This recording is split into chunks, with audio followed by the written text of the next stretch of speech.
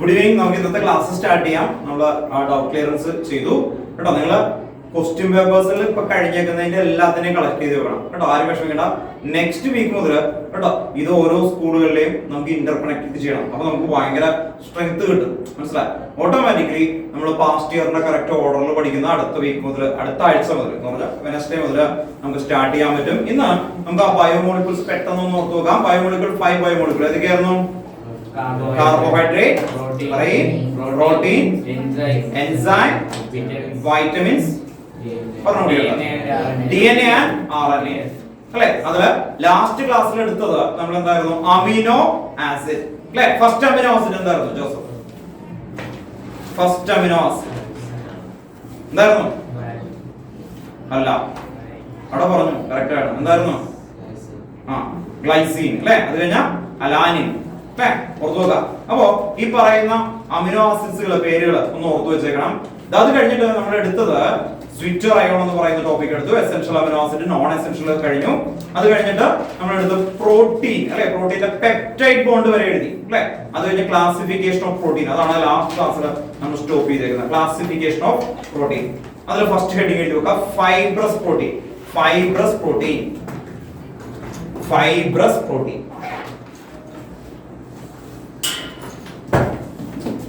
Fibrous protein.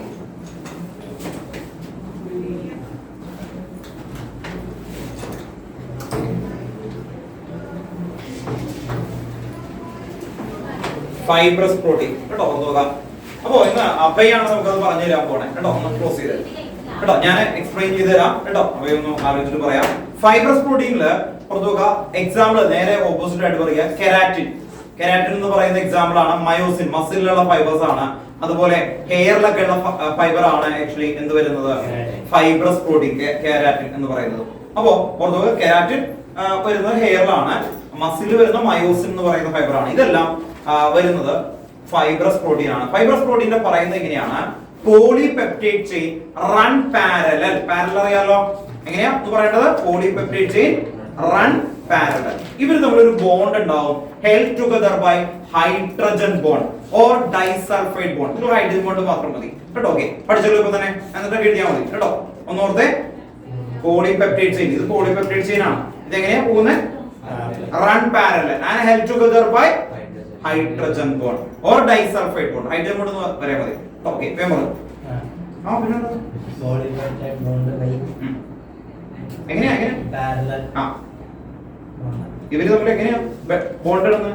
held together by hydrogen bond കേട്ടോ. ഓർത്ത് Joseph പറഞ്ഞു. Polypeptide chain run parallelly, held together by hydrogen bond. വേഗം പറഞ്ഞു. Polypeptide chain and parallel held by a hydrogen bond. Okay, Polypeptide chain by parallel run parallel in hydrogen bond. and held together by. ഇവര് തമ്മിലുള്ള link ആണ് actually വരുന്നത്. held together by hydrogen bond or disulfide bond ഉണ്ട്. Hydrogen bond Polypeptide chain run parallel to hydrogen. Parallel. ഇവരിങ്ങനെ parallel ആയിട്ട് പോകും. ഇവര് തമ്മിലുള്ള ബോണ്ട് എങ്ങനെയാ? held together by hydrogen bond. Polypeptide chain run parallel and held together by hydrogen bond. Okay, നിങ്ങളെ പറഞ്ഞു. Polypeptide chain run parallel and held together by hydrogen bond. Polypeptide chain run parallel with the help of hydrogen bond. held together ഇവര് തമ്മിലുള്ള bond ആണ് actually hydrogen bond and disulphide bond. അതാണ് example. ഇത് കഴിഞ്ഞാൽ next അവർ പഠിപ്പിക്കുന്നത് globular protein ആണ്. Albumin ഒക്കെയാണ് example ആയിട്ട് വരുന്നത്. ആൽബുമിൻ അറിയാലോ അല്ലെ? ഓർത്തു വെക്കാം. അങ്ങനെ വരുന്ന ഗ്ലോബുലർ പ്രോട്ടീൻ ആയിട്ട് വരുന്നതാണ് അടുത്ത എക്സാമ്പിൾ ആയിട്ട് വരുന്നത്. വളരെ സിമ്പിൾ ആയിട്ട് വരുന്ന പോയിന്റുകളാണ് കേട്ടോ. അപ്പൊ നമുക്ക് ഇനി എഴുതാനായിട്ടാണ് കൂടുതലുള്ളത്. എഴുതി വെച്ചു കേട്ടോ. Okay, fibrous protein. അപ്പൊ ക്ലാസിഫിക്കേഷൻ ഓഫ് പ്രോട്ടീൻ അതിന്റെ അണ്ടറില് ഫൈബ്രസ് പ്രോട്ടീൻ അതിന്റെ പോയിന്റ് കേട്ടോ. ഓക്കെ, എഴുതി വെച്ചോ. When the polypeptide chain run parallel and are held together by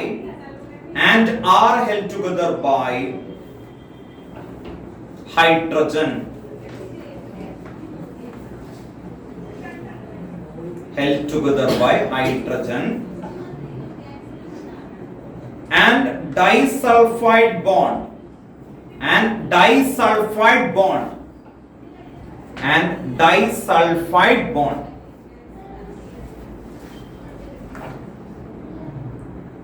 The next point, അടുത്ത ലൈനിൽ generally insoluble in water. Generally, next point ആണ് കേട്ടോ. Generally insoluble in water. Generally insoluble in water. Then example, keratin, K-E-R-A-T-I-N, keratin. Example, keratin. ബ്രാക്കറ്റിൽ എഴുതി വെക്കുക, present in hair, wool, silk. Keratin, K-E-R-A-T-I-N, keratin. Within bracket, keratin എവിടെയൊക്കെ ഉള്ളത്?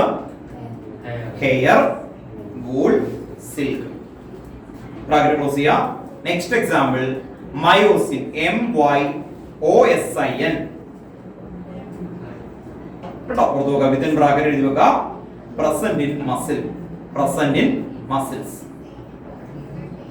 Present in muscles. അതുകൊണ്ടാണ് ഇത്തിരി പ്രായമൊക്കെ കഴിയുമ്പോൾ അല്ലെ പ്രോട്ടീൻ കഴിക്കണം എന്ന് പറയും കേട്ടോ. ഓർക്കുക, പ്രോട്ടീൻ നമ്മൾ എന്തെങ്കിലുമൊക്കെ പഠിച്ചിട്ടൊക്കെ ഇതുണ്ട്. ആ കാരണം എന്താണ് ആക്ച്വലി പ്രോട്ടീൻ ഫുഡ് കഴിക്കുകയും കാർബോഹൈഡ്രേറ്റ് കുറയ്ക്കുകയും ചെയ്താൽ ബോഡിയിൽ എന്ത് വരും അല്ലെ, നല്ല ഹെൽത്തി ആയിട്ട് നിൽക്കും കേട്ടോ. ഓക്കെ, അപ്പൊ ഓർത്ത് നോക്കുക, അതിന്റെ റീസൺ ഇതൊക്കെയാണ് അല്ലെ, നമ്മുടെ ബോഡിക്ക് വേണ്ട മസിൽസുകളും ബാക്കി കാര്യങ്ങളൊക്കെ ഡെവലപ്പ് ചെയ്യാൻ വേണ്ടിയിട്ട് ആവശ്യം. നെക്സ്റ്റ് ഹെഡിങ് എഴുതി നോക്കുക, ഗ്ലോബുലർ പ്രോട്ടീൻ.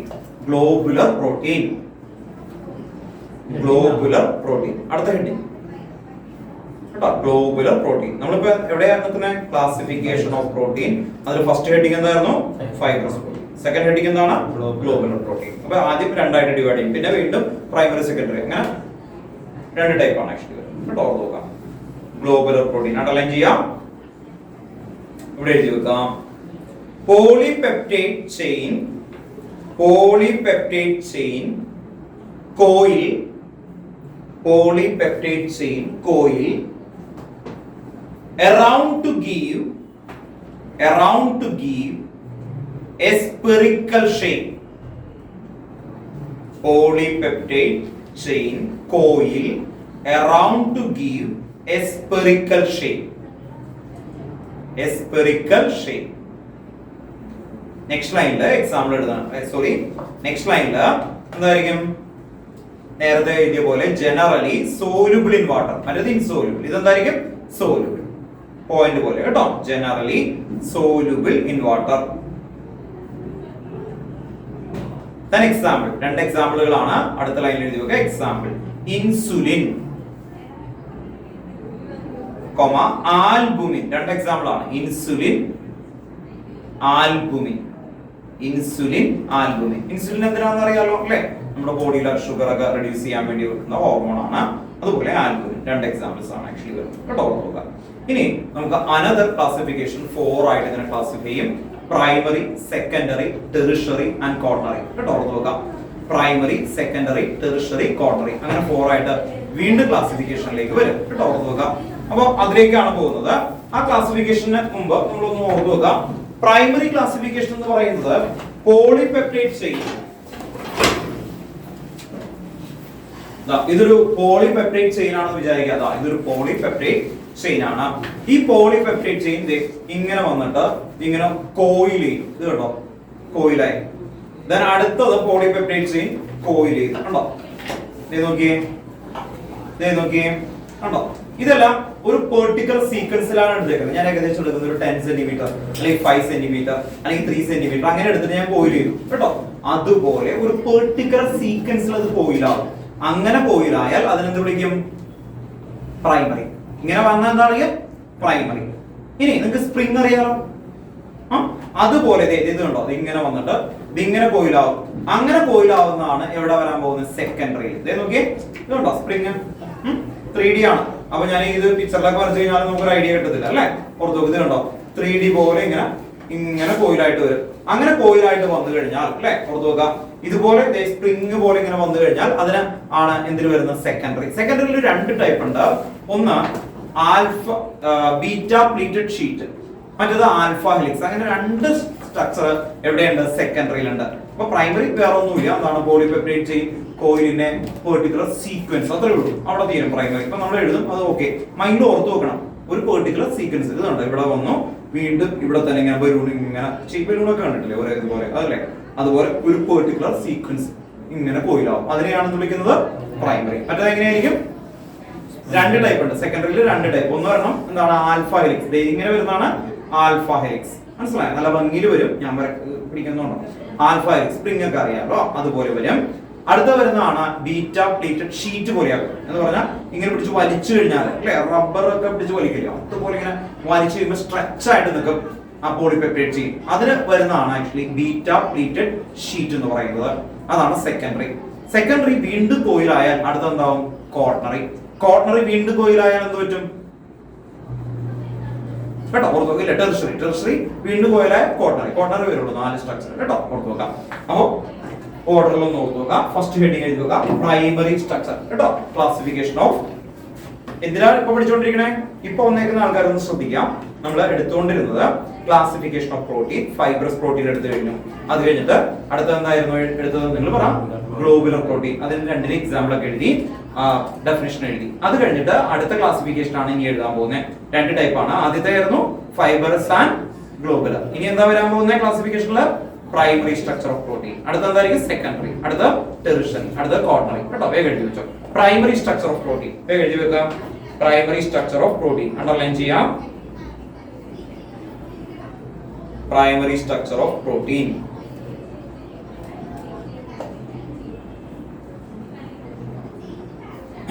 എഴുതി വെക്കാം. Each polypeptide chain in a protein, each polypeptide chain, each polypeptide chain in a protein, each polypeptide chain in a protein has amino acid,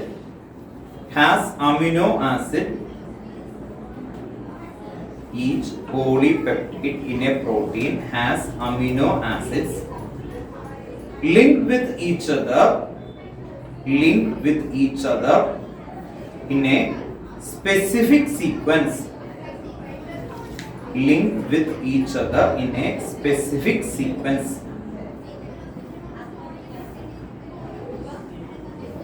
Specific sequence. A specific sequence underline ചെയ്യാം. And it is this sequence of amino acid, and it is this sequence of amino acid is said to be the primary structure of protein, and it is this sequence of amino acid that is said to be the primary structure of the protein. ഒറ്റ word പഠിക്കാനുള്ളൂ, specific sequence കേട്ടോ. അതാണ് develop ചെയ്തേക്കുന്നത്. അത് തന്നെ വീണ്ടും അവർ എഴുതാവുന്നതാണോ, ടെക്സ്റ്റ് വേർഡാണ്.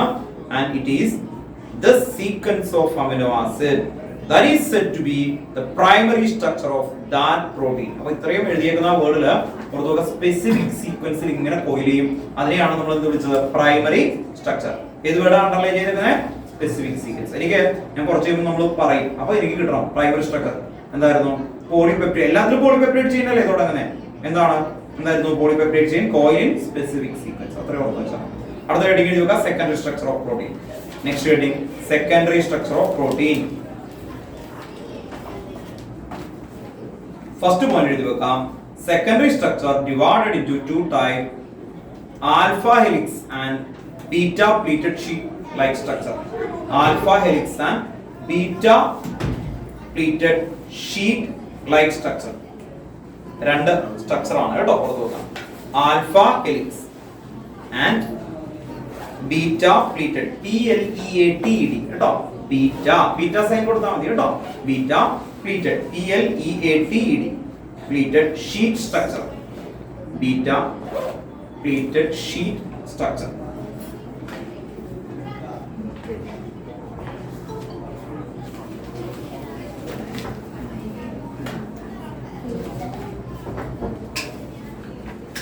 എഴുതിയോ?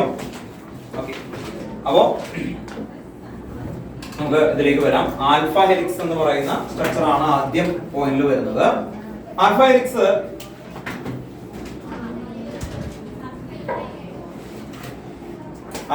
കുറച്ച് കഴിയുമ്പോൾ DNA ഒരു സ്ട്രക്ചർ ഒക്കെ വരയ്ക്കും. അപ്പൊ അതുപോലെ തന്നെയാണ് ആക്ച്വലി വരുന്നത്. അപ്പോ ഇത് ഏകദേശം ഒരു കോയിൽ ചെയ്തിട്ടാണ് വരുന്നത്.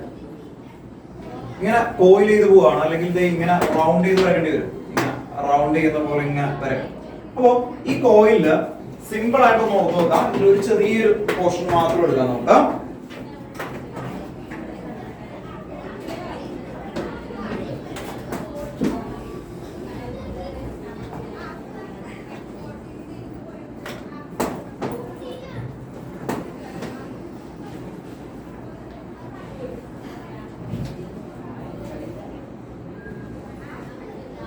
കോയിൽ ചെയ്യുന്നുണ്ട്. ഈ കോയിൽ ചെയ്യുന്ന സമയത്ത് അവർ പറയുന്ന കാര്യത്തിലേ ഉള്ളൂ, ഈ കോയിൽ ചെയ്യുന്നതിന്റെ റീസൺ എന്ന് പറയുന്നത് ഹൈഡ്രജൻ ബോണ്ടാണ്. അപ്പൊ ഇവിടെ ഈ പറയാൻ കാരണം ഏറ്റവും കൂടുതൽ ചോദിക്കുന്നത് ഇവിടെ വിച്ച് ടൈപ്പ് ഓഫ് ബോണ്ട് എന്ന് പറയുമ്പോൾ പ്രോട്ടീൻ ആണെങ്കിൽ എല്ലാത്തിലും എന്തുണ്ട്, പെപ്റ്റൈഡ് ബോണ്ട് ഉണ്ട് അല്ലെ. പ്രോട്ടീനിൽ എന്താ ബോണ്ട് ഉള്ളത്? പെപ്റ്റൈഡ്. കഴിഞ്ഞ ക്ലാസ്സിൽ നമ്മൾ വരയ്ക്കൊക്കെ ചെയ്തു CONH ബോണ്ട്, അതിനെയാണെന്ന് വിളിച്ചത് പെപ്റ്റൈഡ് ബോണ്ട്. അല്ലാതെ അതിന്റെ സ്റ്റെബിലിറ്റിക്ക് കാരണം, ഈ ആൽഫ ഹെലിക്സ് ഉണ്ടാവാൻ കാരണം സ്റ്റെബിലിറ്റിക്ക് ഇവിടെ ഒരു C ഡബിൾ ബോണ്ടും ഉണ്ടാവും, ഇവിടെ ഒരു ഹൈഡ്രജൻ ഉണ്ടാവും, N-ന്റെയും H-ന്റെയും ഹൈഡ്രജൻ, ഇവര് തമ്മിൽ ഒരു ബോണ്ട് ഉണ്ടാവും. അങ്ങനെ ആയതുകൊണ്ട് ഇത് ഇങ്ങനെ കോയിലാവുന്നത്, വളയുന്നത്, ബെൻഡ് ആകുന്നത് കേട്ടോ. ഓക്കെ, അതാണ് ഏറ്റവും ഇമ്പോർട്ടന്റ് പോയിന്റ്. അപ്പൊ ആൽഫ ഹെലിക്സിന്റെ പോയിന്റ് എഴുതും. Polypeptide chain twist in a right handed screw. അതുപോലെ ഇങ്ങനെ ട്വിസ്റ്റ് ചെയ്ത് സ്പ്രിംഗ് പോലെ ഇങ്ങനെ വരുന്നുണ്ട് കേട്ടോ. അതിനെയാണ് നമ്മൾ വിളിക്കുന്നത് ആൽഫ ഹെലിക്സ്. അപ്പൊ ആ പോയിന്റ് പഠിക്കും. പിന്നെ അതിന്റെ റീസൺ പഠിക്കും കേട്ടോ. നോക്കാം. ഇന്നത്തെ ക്ലാസ്സിൽ പോയില്ല കണ്ടോ, വീട്ടിൽ പോയി പഠിക്കായിരുന്നു കേട്ടോ. അങ്ങനെയൊക്കെ വേണം കേട്ടോ. നോക്കാം, നിങ്ങൾ സെൽഫായിട്ടൊക്കെ പഠിച്ചു നോക്കണം കേട്ടോ. ഇയാൾ ഫിസിക്സ് മുഴുവൻ പഠിച്ചു കേട്ടോ. നോക്കാം, 4 ചാപ്റ്റർ അല്ലേ. അപ്പോ അതൊക്കെ നല്ല കാര്യമാണ് കേട്ടോ. നോക്കാം, ഇടക്ക് നല്ല പ്ലാനൊക്കെ ചെയ്ത് ക്ലിയർ ചെയ്തൊക്കെ പഠിക്കാൻ നോക്കാം. അപ്പൊ എഴുതി വെച്ചു കേട്ടോ. ഇവര് ചോദിച്ചു കഴിഞ്ഞാൽ കേട്ടോ, കോമ്പറ്റീഷന്റെ പാട്ടായതുകൊണ്ട് നമ്മൾ എന്ത് പറയണം, നമ്മൾ പഠിച്ച വെറുതെ ഇരിക്കുകയായിരുന്നു അങ്ങനെയൊക്കെ പറയാമോ കേട്ടോ. എഴുതി വെച്ചു ആൽഫ ഹെലിക്സ്. അവിടെ ഒന്ന് എഴുതി വെക്കാം. First point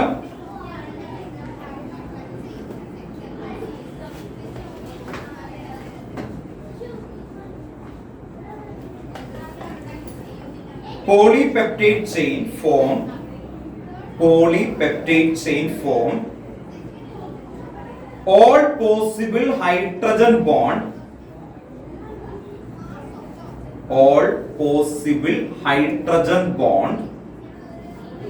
polypeptide chain form all possible hydrogen bond by twisting twisting into a right-handed screw.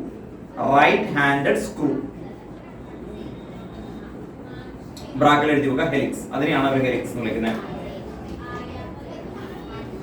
right-handed screw with NH group of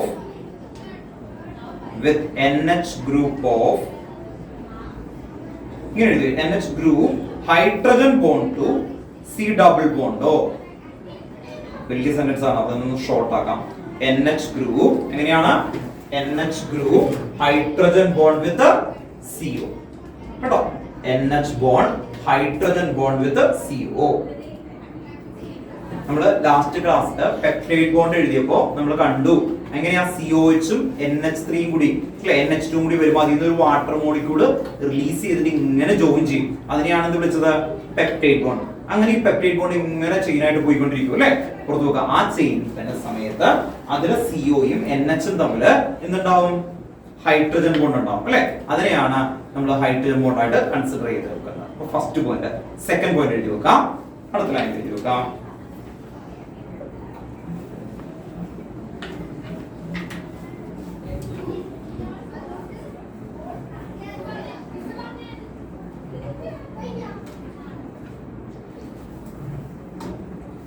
അത് ഹൈഡ്രജൻ ബോണ്ട് ആണ് സ്റ്റെബിലിറ്റിക്ക് കാരണം കേട്ടോ. അത് രണ്ടിലും ഒരേ പോയിന്റ് എഴുതിയാൽ മതി. ആക്ച്വലി എഴുതി വെക്കാം.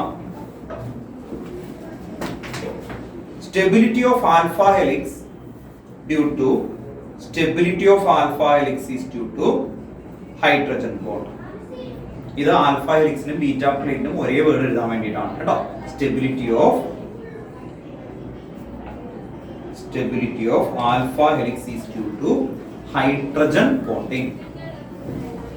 അടുത്ത heading beta pleated sheet. Beta pleated sheet. Next heading കേട്ടോ, ബീറ്റ പ്ലീറ്റഡ് ഷീറ്റ്. അണ്ടർലൈൻ ചെയ്യാം. നേരത്തെ സ്റ്റാർട്ട് ചെയ്ത പോലെ തന്നെ എഴുതി വെക്കുക. All polypeptide chain are stretched out to nearly maximum extension to nearly maximum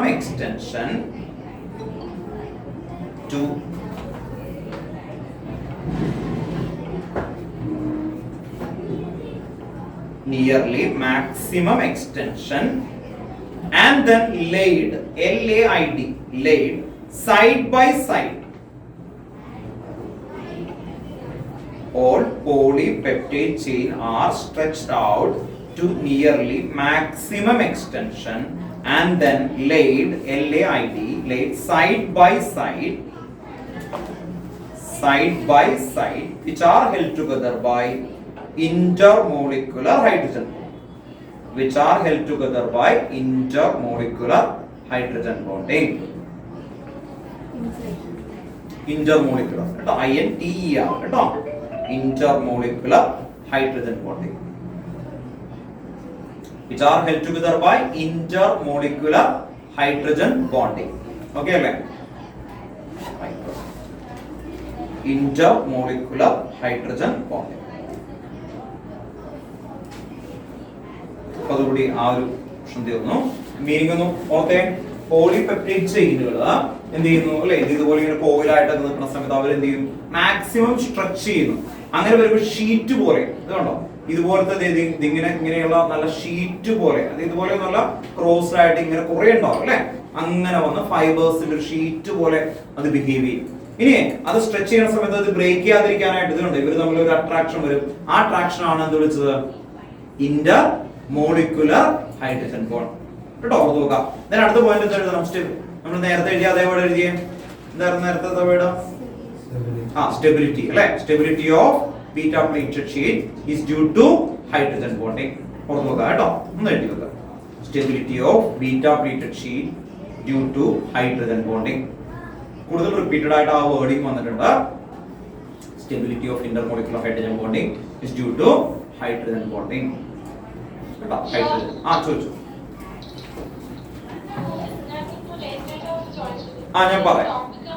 ഞാൻ പറയാം കേട്ടോ. നമ്മള് ലാസ്റ്റ് ക്ലാസ്സിൽ എടുത്തത് ബയോമോളിക്യൂൾ ആണ്. ആ ബയോമോളിക്യൂൾസിൽ നമ്മൾ ഇപ്പൊ നിൽക്കുന്ന പൊസിഷൻ ഒന്ന് പറയാം, അവിടെ നിന്ന് കണക്ട് ചെയ്യാം. നമ്മൾ എടുക്കുന്നത് പ്രോട്ടീൻ ആണ്. അപ്പൊ ലാസ്റ്റ് ക്ലാസ്സിൽ നമ്മൾ പ്രോട്ടീൻ ഹെഡിങ് എഴുതി. എന്നിട്ട് ഇന്നത്തെ ക്ലാസ്സിൽ ഫസ്റ്റ് എടുത്തത് വീഡിയോ നോക്കണം കേട്ടോ. ഫസ്റ്റ് എടുത്തത് പ്രോട്ടീന്റെ ക്ലാസിഫിക്കേഷൻ. അതിൽ ആദ്യത്തത് ഫൈബ്രസ് പ്രോട്ടീൻ, അത് കഴിഞ്ഞിട്ട് ഗ്ലോബുലർ പ്രോട്ടീൻ എടുത്തു കേട്ടോ. അപ്പൊ ഒന്ന് മനസ്സിലോർത്തേ, 2 ടൈപ്പ് എന്തൊക്കെയായിരുന്നു നമ്മൾ ഒരുമിച്ച് പറഞ്ഞേ?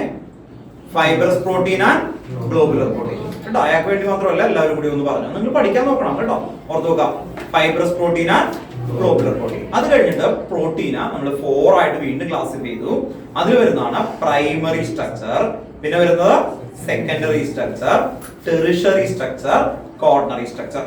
അതിലിപ്പോ പ്രൈമറിയും കഴിഞ്ഞു, സെക്കൻഡറിയും കഴിഞ്ഞു. സെക്കൻഡറിയിൽ 2 ക്ലാസിഫിക്കേഷൻ വന്നു, അതാണ് ഇപ്പൊ എഴുതിയത്. Alpha helix and beta pleated sheet കേട്ടോ. പെട്ടെന്ന് കേൾക്കുമ്പോൾ ഇത് എഴുതി ഒപ്പിക്കാന്ന് കരുതിയുണ്ടാവും അല്ലെ, ബീറ്റ പ്ലേറ്റഡ് ഷീറ്റ് അല്ലെ. ആ വേർഡ് ഇതിനു മുമ്പ് ബയോമോളിക്യൂൾ എടുക്കാത്ത ആൾക്കാരൊക്കെ ആണെങ്കിൽ അല്ലെ, പെട്ടെന്ന് കേൾക്കുമ്പോൾ ഡൗട്ട് വരും. അതുകൊണ്ടാണ് കേട്ടോ. ഓർത്ത് നോക്കുക, ബീറ്റ പ്ലേറ്റഡ് ഷീറ്റ് അത് കഴിഞ്ഞു. ഇനി നമ്മൾ എടുക്കുന്നത് ടെറിഷറി സ്ട്രക്ചർ കേട്ടോ. എല്ലാവരും tertiary structure of protein. Tertiary വേറെ ഒന്നുമില്ല, നിങ്ങളുടെ കയ്യിലിരിക്കുന്ന സെക്കൻഡറി അല്ലെ. സെക്കൻഡറി ഇപ്പൊ കാണാൻ പറ്റുമല്ലോ, സ്പ്രിംഗ് ഒക്കെ പോലെ ഇരിക്കുന്ന പ്രോട്ടീൻ കേട്ടോ. അത് കയ്യിൽ വെച്ചൊന്നും കൂടി ഒന്ന് എന്ത് ചെയ്യാം, വീണ്ടും കോയിലാവും. അങ്ങനെ കോയിലായാലും എന്തായി മാറിയത്, ടെറിഷറി. ടെറിഷറി വീണ്ടും കോയിലായ അത്രേ ഉള്ളൂ കേട്ടോ. ഇവിടെ എങ്ങനെ കൊടുത്തിട്ടുണ്ട്, നിങ്ങളുടെ ടെക്സ്റ്റ് ബുക്കിൽ കുറച്ചും കൂടി ഭംഗിയായിട്ടുള്ള ഒരു പിക്ചർ ഒക്കെ ഉണ്ട്. ഇത് കണ്ടോ, ഇത് പ്രൈമറി, ഒരു നൂല് പോലെ ഒരു ത്രെഡ് കണ്ടോ. പ്രൈമറിനെ കോയിൽ ചെയ്താൽ എന്ത് കിട്ടും, സെക്കൻഡറി. സെക്കൻഡറിനെ വീണ്ടും കോയിൽ ചെയ്യാം, ടെറിഷറി. ടെറിഷറി പിന്നെ 2 ടൈപ്പാണ്, ഷീറ്റ് പോലെയൊക്കെ ആക്കാം, പിടിച്ച് വലിച്ചത് അല്ലെ, പുറത്തു. അത് കഴിഞ്ഞ് വീണ്ടും കോയിൽ ചെയ്താൽ കോട്ടണറി. അത്രേ ഉള്ളൂ കേട്ടോ. അപ്പൊ നമ്മൾ ഇത് 2 കഴിഞ്ഞു, ഇനി ഇതിലേക്ക് വരാം കേട്ടോ. പുറത്തു നോക്കാം. അപ്പൊ അടുത്ത ഹെഡിങ് എഴുതി കേട്ടോ. ഇനിയുള്ളത് എളുപ്പമാണ്, വേറെ കാര്യമൊന്നുമില്ല.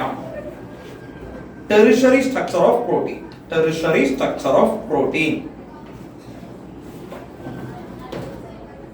ടെറിഷറി സ്ട്രക്ചർ ഓഫ് പ്രോട്ടീൻ അവിടെ എഴുതി വെച്ചോ. The tertiary structure of protein represent the tertiary structure of protein അല്ലെങ്കിൽ it is represent കേട്ടോ ഓർത്ത് വെക്കാം. The tertiary structure of proteins represents overall folding of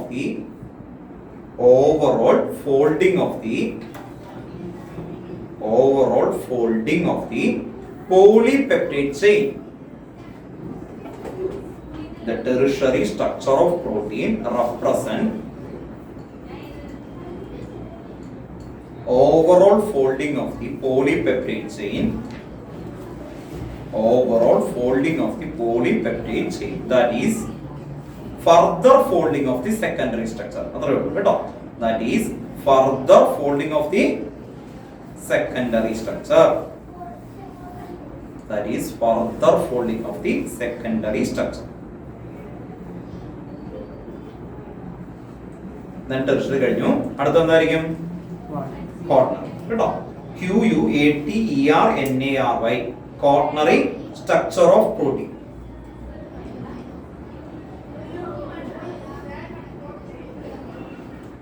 Quaternary structure of protein. Quaternary പറയുന്നത് രണ്ട് different polypeptide chain ഒക്കെ വേണമെങ്കിൽ use ചെയ്യാം. മനസ്സിലായോ? എന്ന് പറഞ്ഞാൽ ഒരേ ടൈപ്പ് ആവണമെന്നില്ല, രണ്ട് different type of polypeptide chain use ചെയ്തിട്ട് അവർ വീണ്ടും കോയിൽ ആവും കേട്ടോ. ഓർത്ത് നോക്കാം. ഒന്ന് എഴുതി വെച്ചു. Quaternary structure of protein underline ചെയ്യാം. Some of the proteins are composed of two or more polypeptide chain. ആ വേർഡ് അണ്ടർലൈൻ ചെയ്യണം. two or കേട്ടോ. two or more polypeptide underline ചെയ്യാം. ബാക്കിയുള്ളതിന് അതില്ല, അതുകൊണ്ടാണ് ഓർത്ത് വെക്കേണ്ടത്. Some of the proteins are composed of two or TW ആണ് കേട്ടോ. two or more polypeptide chain referred to as subunit. അങ്ങനെ ഒരു രണ്ടെണ്ണമൊക്കെ അല്ലെങ്കിൽ അതിൽ കൂടുതലൊക്കെ വന്നാൽ അതിനെന്ത് വിളിക്കും? Sub unit. Full stop. The spatial arrangement of this subunit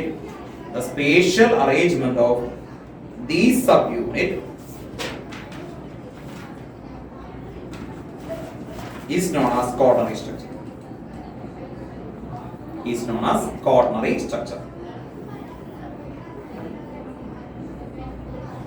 അപ്പോൾ ഇവിടെ ഫോൾഡിങ് വരുമ്പോഴും എന്തായിരിക്കും? ടു ആ വേർഡ് ആണ് അണ്ടർലൈൻ ചെയ്തേക്കുന്നത്. അപ്പൊ ശ്രദ്ധിക്കുക കേട്ടോ. കോർണറിയിൽ നമ്മൾ എന്താ two or more polypeptide chain വരും, അത് ഫോൾഡ് ചെയ്യാം കേട്ടോ. ആ വേർഡ് എഴുതിയാലും മതി.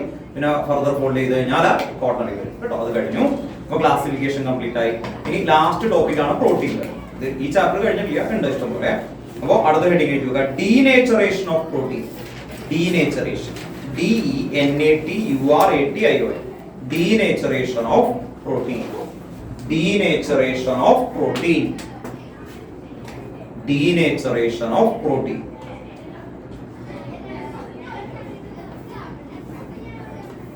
Denaturation വളരെ സിമ്പിൾ ആയിട്ട് ഓർത്ത് വെക്കേണ്ടത്. ഒരു എഗ് എടുത്തു, ഞാനത് ബോയിൽ ചെയ്താൽ എന്ത് പറ്റും? എഗ് ബോയിൽ ചെയ്താൽ എന്ത് പറ്റും? അതിന് മുമ്പുള്ളതും ലാസ്റ്റും വ്യത്യാസമുണ്ട് അല്ലേ? ആ പ്രോട്ടീൻ എന്താകും? ഒരു അല്ലെ ഹാർഡ് യൂണിറ്റ് ആയിട്ട് കൺവേർട്ട് ചെയ്ത് വരുന്ന കാണാം. പക്ഷെ അവിടെ നടക്കുന്നത് അൺകോയിലിംഗ് ആണ്. ഇവിടെ പ്രോട്ടീൻ കോയിലായിട്ട് നിൽക്കുന്നതൊക്കെ അൺകോയിലായി മാറും. അത് ആദ്യത്തെ കേസ്. രണ്ടാമത്തത് അതിന്റെ ബയോളജിക്കൽ ആക്ടിവിറ്റി ലോസ് ആവും അല്ലെ? ബോയിൽ എഗ്ഗിന്ന് ബേർഡ് ഉണ്ടാവും ഇല്ല. എന്തുകൊണ്ടാണ്? എന്തുകൊണ്ടായിരുന്നു അല്ലെ? അതിനുള്ളില് ബയോളജിക്കൽ ആക്ടിവിറ്റി ഉണ്ടായി പ്രോട്ടീൻ അല്ലെ? ആ ബയോളജിക്കൽ ആക്ടിവിറ്റിന്റെ പർപ്പസ് മാറി അത് പോയി. അതുപോലെ മിൽക്ക് അല്ലെ? ഈ മിൽക്ക് എന്ത് പറ്റും? കേർഡ് ആവും. അപ്പോഴും എന്താണ്? ഡീനേച്ചറേഷൻ തന്നെയാണ് വരുന്നത്. അപ്പോൾ രണ്ട് പോയിന്റ് ഓർത്ത് നോക്കുക. എന്താണ്? pH ചേഞ്ച്, ടെമ്പറേച്ചർ ചേഞ്ച്, ഇതൊക്കെ പ്രോട്ടീന് വന്നു കഴിഞ്ഞാൽ അതെന്താവും? അൺകോയിൽ ആകും. Losses it's biological activity. This process is known as denaturation കേട്ടോ. ഓർത്ത് നോക്കുക. അപ്പൊ എന്തൊക്കെയാ ചേഞ്ച് വരുന്നത് പ്രോട്ടീനില്? pH എന്ന് പറഞ്ഞാൽ മിൽക്കിന്റെ അല്ലെ? മിൽക്ക് അസിഡിക് ആയാൽ പറ്റും, അത് കേർഡ് ആവും അല്ലെ? ഓർത്ത് നോക്കുക. അതുപോലെ തന്നെ എഗ്ഗിനൊക്കെ ആണെങ്കിൽ എന്താണ്? ടെമ്പറേച്ചർ ചേഞ്ച് അല്ലെ? ഓർത്ത് നോക്കുക. അങ്ങനെ വന്നാൽ അതെന്താകും?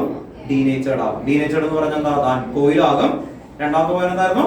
loses its biological activity. അപ്പോൾ വേർഡ് വലുതായിരിക്കും എഴുതുന്നത്.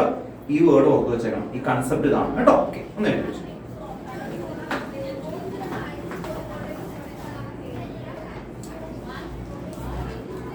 When a protein in its native form എന്ന് പറഞ്ഞാൽ അല്ലേ, ഒരു എഗ് അല്ലെങ്കിൽ ഒരു മിൽക്ക് ഇമാജിൻ ചെയ്യാം, അതിന്റെ നേറ്റീവ് ഫോം ഇരിക്കുകയാണ്. Native form is subjected to physical change. എന്ത് പറ്റും? is subjected to physical change like subjected to physical change like change in temperature. മനസ്സിൽ കാണാൻ പറ്റും അല്ലേ? നോക്കാം, നേറ്റീവ് സ്റ്റേറ്റ് എന്ന് പറഞ്ഞാൽ മനസ്സിലായില്ലേ, എഗ് അതിന്റെ നേറ്റീവ് സ്റ്റേറ്റിൽ നിൽക്കുന്നു. അപ്പൊ നിങ്ങൾ എന്താ ചെയ്തേ അല്ലേ? when a protein in its native form, imagine ചെയ്യാം, is subjected to physical change like change in temperature or chemical change like change in pH. അല്ലേ, നമ്മൾ മിൽക്കിനാണെങ്കിൽ എന്തായിരിക്കും pH ചേഞ്ച് ചെയ്യും, or chemical change like change in pH.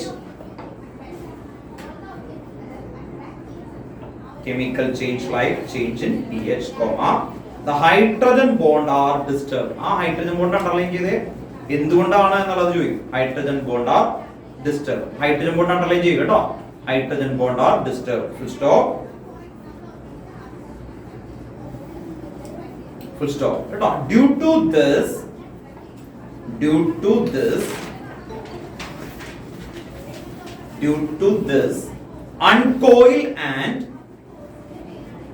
Due to this uncoil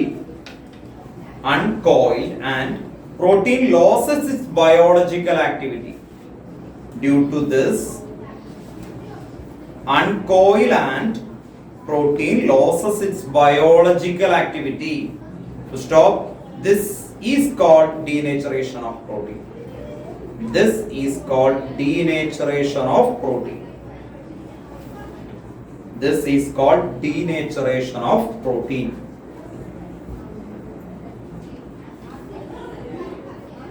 Then example, coagulation of egg white on boiling. Example, coagulation of egg white on boiling. First example ആണ് കേട്ടോ. Coagulation of egg white on boiling. Coagulation അല്ലേ, clot ആവുന്നത് അതിനെയാണ് അല്ലേ coagulation. COAGULATION. Coagulation of egg white on boiling. Second example എഴുതി വെക്കുക, curdling, CURDLING, curdling of milk.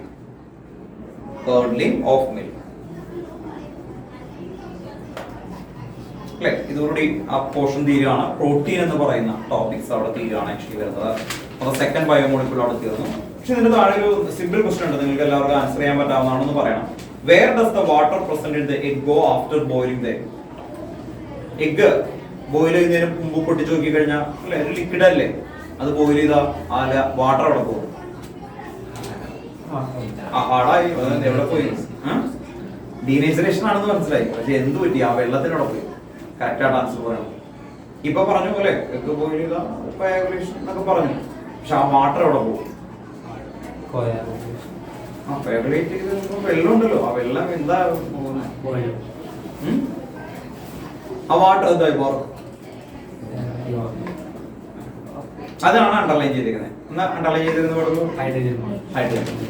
വളരെ simple ആണ്. നിങ്ങൾ കണ്ടോ, ഞാൻ പല സ്ഥലത്തും ഹൈഡ്രജൻ ബോണ്ട് ക്വസ്റ്റ്യൻ അവന്മാർ എന്ത് ചെയ്യും, ഇങ്ങനെയൊക്കെ ചോദിച്ചു നോക്കും ഹൈഡ്രജൻ ബോണ്ട് ആയി മാറും എന്ന് പറഞ്ഞാൽ നിങ്ങൾക്കറിയാലോ, ഈ സിമെന്റിൽ നിങ്ങൾ വെള്ളം അടിച്ച് ചെയ്യുമ്പോൾ അത് വലിച്ചെടുക്കും അല്ലേ. സിമെന്റ് ചെയ്ത് കഴിഞ്ഞാൽ അറിയാലോ, ചുമരൊക്കെ സിമെന്റ് ചെയ്ത് കഴിഞ്ഞാലും ഇതൊക്കെ ചെയ്താലും ഫിനിഷ് കഴിഞ്ഞിട്ട് അത് അവിടെയൊക്കെ എന്താ ഉണ്ടാവുന്നത്? Hydrogen bond. ഹൈഡ്രജൻ ബോണ്ട് പറഞ്ഞത് ഇത്ര സ്ട്രോങ് ആയിട്ട് നിൽക്കുന്നത്. അതേപോലെയാണ് ആ വാട്ടറിന്റെ ബോണ്ടിങ് കാരണമാണ് ആ പ്രോട്ടീൻ്റെ ഇടയിൽ ഹൈഡ്രജൻ ബോണ്ട് ഫോം ചെയ്യും കേട്ടോ. ഓർത്ത് വെക്കാം സ്ട്രെയിറ്റ് ചെയ്യാനായിട്ട്. അപ്പോൾ അത് ഓർത്ത് വെക്കാം കേട്ടോ. ഓക്കെ, അപ്പോൾ ഈ ഡീനേച്ചറേഷൻ ആണെന്നും എല്ലാവരും എഴുതണം. ഈ വേർഡ് മുഴുവൻ എഴുതണം. അത് ചോദിച്ചാൽ ഈ ക്വസ്റ്റ്യൻ ചോദിച്ചാൽ എന്ത് എഴുതണം? ഈ വേർഡ് മുഴുവൻ എഴുതണം. എന്നിട്ട് ആ പറഞ്ഞ ഹൈഡ്രജൻ ബോണ്ട് ഒന്ന് ഹൈലൈറ്റ് ചെയ്ത് വീണ്ടും എടുത്തെടുത്ത് പറയണം കേട്ടോ. ഓക്കെ, വാട്ടർ ദേ കൺവേർട്ട് ടു എന്നാണ് hydrogen bond between protein molecule. ആ പ്രോട്ടീൻ മോളിക്യൂളിന്റെ ഇടയിൽ ഹൈഡ്രജൻ ബോണ്ടായിട്ട് മാറും. അപ്പോഴാണ് ആ കോയാഗുലേഷന് ഹെൽപ്പ് ചെയ്യുന്നത് കേട്ടോ. ഓക്കെ, നെക്സ്റ്റ് അടുത്ത ടോപ്പിക്കിലേക്ക് പോവാണ് നമ്മൾ എൻസൈംസ്. നെക്സ്റ്റ് ഹെഡിങ് ചെയ്ത് നോക്കുക, എൻസൈംസ്. എൻസൈംസ് ഒരു ചെറിയൊരു പാരഗ്രാഫ് ഉള്ളൂ, ആകെ ഒരു സ്റ്റേറ്റ്മെന്റ് ഒരു എക്സാമ്പിൾ അത്രേ ഉള്ളൂ കേട്ടോ. ഓർത്ത് നോക്കാം. എൻസൈംസ് ഇതിനു മുമ്പ് നിങ്ങൾക്ക് ഒരു ഡിലീറ്റഡ് ആയിട്ടുള്ള ഒരു ടോപ്പിക്കിലുള്ള ഒരു വേർഡാണ് നമ്മൾ എഴുതി വെക്കാം കേട്ടോ. എന്ന് പറഞ്ഞാൽ സർഫസ് കെമിസ്ട്രി എന്ന് പറയുന്ന ഒരു ചാപ്റ്റർ ഉണ്ടായിരുന്നു. അവിടെ ഒരു 4 പേജ് എൻസൈംസ് ആയിട്ട് റിലേറ്റ് ചെയ്ത് വളരെ ഡീറ്റെയിൽ ആയിട്ട് പഠിക്കാനായിട്ടുണ്ട്. അപ്പോ എൻസൈംസ് എന്ന് പറയുമ്പോൾ അവിടെ ആദ്യത്തെ പോയിന്റ് അത് ബയോളജിക്കൽ കാറ്റലിസ്റ്റ് അല്ലെങ്കിൽ ബയോ കെമിക്കൽ കാറ്റലിസ്റ്റ് അല്ലെ, നമ്മൾ പണ്ട് മുതലേ കേട്ടിട്ടുണ്ട്. ബയോളജിക്കൽ വീട്ടിലൊക്കെ ഉപയോഗിക്കുന്ന എൻസൈം എന്തായിരുന്നു? Bio chemical catalyst. രാവിലെ അത് കൂടിപ്പോയാൽ കുറഞ്ഞു പോയാൽ അല്ലെ നമുക്ക് പ്രശ്നമാവും. ഇഡ്ലി എങ്ങനെയുണ്ടാവുക? അതിലെന്താ ഇടണേ? വേമ്പറ ഈസ്റ്റ് ഇത്ര ഉണ്ടോ? ഓർത്ത് നോക്കാം. അപ്പൊ എൻസൈം നമുക്ക് അത് കിട്ടി അല്ലെ, അതൊരു ബയോ കെമിക്കൽ അല്ലെങ്കിൽ ബയോളജിക്കൽ കാറ്റലിസ്റ്റ് ആണ്. രണ്ടാമത് അതിന്റെ കണ്ടന്റ് എന്തായിരിക്കും? ഈസ്റ്റിന് അല്ലെ പിടിച്ച് ഡിവൈഡ് ചെയ്ത് കട്ട് ചെയ്ത് നോക്കി കഴിഞ്ഞാൽ എന്ത് കിട്ടും? Nitrogenase organic compound. അതാണ് ഓർത്ത് നോക്കേണ്ടത്. പ്രോട്ടീൻ തന്നെയാണ് അത്. അപ്പോൾ എൻസൈം ഒരു പ്രോട്ടീൻ ആണ്, നൈട്രോജനസ് ഓർഗാനിക് കോമ്പൗണ്ട് ആണ്. അത് അവിടെ വരുന്ന വേർഡാണ്. അപ്പൊ നമുക്ക് ഈ 2 പോയിന്റ് ഒന്ന് മിക്സ് ചെയ്ത് എഴുതാം. ഒരു എക്സാമ്പിൾ എഴുതി കഴിഞ്ഞാൽ അവിടെ തീരും കേട്ടോ. ഓക്കെ, എഴുതി വെച്ചു.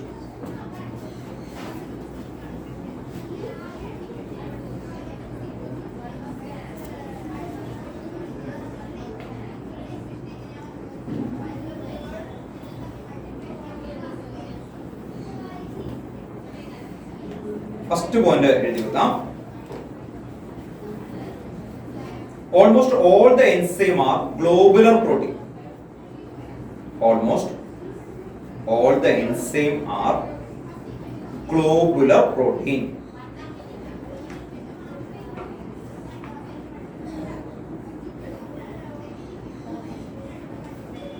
Globular protein.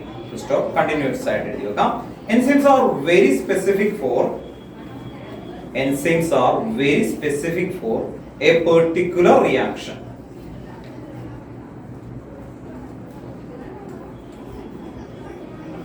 Enzymes are very specific for a particular reaction and for a particular substrate.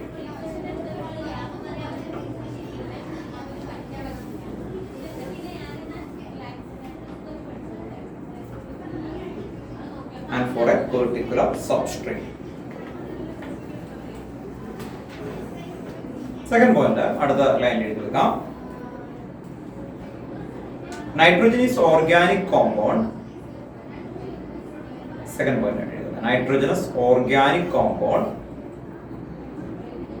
Nitrogenous organic compound increase the rate of biochemical reaction. Increase the rate of biochemical reaction. Increase the rate of biochemical reaction.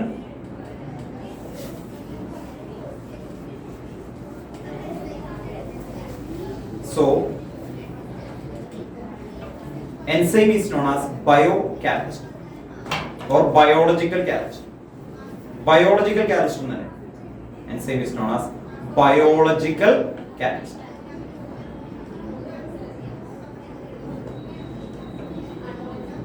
Biological catalyst. Then എക്സാമ്പിളുകളാണ്. Example maltase. Example എഴുതുക കേട്ടോ. maltase, zymase, ASE എന്നുള്ള word ചേർത്താൽ മതി. maltase, zymase കേട്ടോ. ASE എന്ന് പറയുന്നത്. അപ്പോൾ ഇതിന്റെ റിയാക്ഷൻസ് ഒക്കെ നമ്മുടെ ഡിലീറ്റ് ചെയ്താക്കുന്ന ചാപ്റ്ററിൽ കിടക്കുന്നത് സർഫസ് കെമിസ്ട്രി എന്ന് പറയുന്ന ചാപ്റ്ററിൽ കേട്ടോ. maltase എന്ന് പറയുമ്പോൾ എന്തായിരിക്കും? പൊട്ടറ്റോ അറിയാലോ അല്ലെ, അതിൽ നിന്ന് ഗ്ലൂക്കോസ് ഉണ്ടാക്കാം. അപ്പോൾ അതിലേക്ക് നമ്മൾ maltase കൊടുത്തു കഴിഞ്ഞാൽ അത് എന്ത് ചെയ്യും അല്ലെ, പൊട്ടറ്റോ ആവും. പിന്നെ പൊട്ടറ്റോയിൽ നിന്ന് ഗ്ലൂക്കോസ്. അതുപോലെ തന്നെയാണ് നമ്മുടെ ഫെർമെന്റേഷൻ, വൈനൊക്കെ ഉണ്ടാക്കില്ലേ, ആ പ്രോസസ്സിൽ എന്തൊക്കെ ഉപയോഗിക്കാം? സൈമേസ് ആൻഡ് ഇൻവെർട്ടേസ് അല്ലെ, അതൊക്കെ എൻസൈം ആണ് ആക്ച്വലി വരുന്നത്. നമ്മൾ സൈമേസ് എഴുതി, maltase എഴുതി, കുറെ ഉണ്ട് അത് കേട്ടോ. Then അടുത്ത ഹെഡിങ് വൈറ്റമിൻസ്. നെക്സ്റ്റ് ഹെഡിങ് കേട്ടോ, വൈറ്റമിൻസ്. അതിന് മുമ്പ് എൻസൈമിൽ അണ്ടർലൈൻ ചെയ്യുന്ന വേർഡ് ഉണ്ട്. സ്പെസിഫിക് എന്നുള്ള വേർഡ് അണ്ടർലൈൻ ചെയ്യും കേട്ടോ. സ്പെസിഫിക്, ആ വേർഡ് മാത്രം അണ്ടർലൈൻ ചെയ്യും. സ്പെസിഫിക്. അതുപോലെ ബയോകെമിക്കൽ കാറ്റലിസ്റ്റ് അണ്ടർലൈൻ ചെയ്യാം. ബയോകെമിക്കൽ കാറ്റലിസ്റ്റ് അണ്ടർലൈൻ ചെയ്യാം. ബയോ കാറ്റലിസ്റ്റ് അല്ലെങ്കിൽ ബയോകെമിക്കൽ കാറ്റലിസ്റ്റ് കേട്ടോ. ഈ 2 വേർഡൊന്നും പെട്ടെന്ന് പുറത്ത് വെച്ചേക്കണം. എന്ന് പറഞ്ഞാൽ ഒരു എൻസൈം സ്പെസിഫിക് ആണ്. നമ്മൾ ഒരു പെർട്ടിക്കുലർ റിയാക്ഷൻ ഉപയോഗിക്കുന്ന കാറ്റലിസ്റ്റ് അല്ലെങ്കിൽ എൻസൈം വേറെ ഒരെണ്ണത്തിൽ യൂസ് ചെയ്യാനായിട്ട് പറ്റില്ല. അതാണ് അതിന്റെ മീനിങ് കേട്ടോ. ഓർത്ത് നോക്കാം. നെക്സ്റ്റ് ഹെഡിങ് ആണ് വൈറ്റമിൻ. ആദ്യം അതിന്റെ ഡെഫിനിഷൻ എഴുതിക്കോ കേട്ടോ. വൈറ്റമിൻസിന്റെ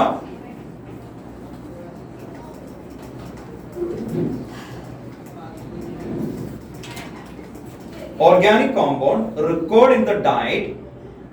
Organic compound record in the diet in small amount, a small underline here, small amount to perform specific biological function. To perform specific biological function. Organic compounds record in the diet in small amount to perform specific biological function. Biological function for normal maintenance. For normal maintenance. For normal maintenance of optimum growth. Optimum growth and health of the organism. And health of the organism. And health of the organism.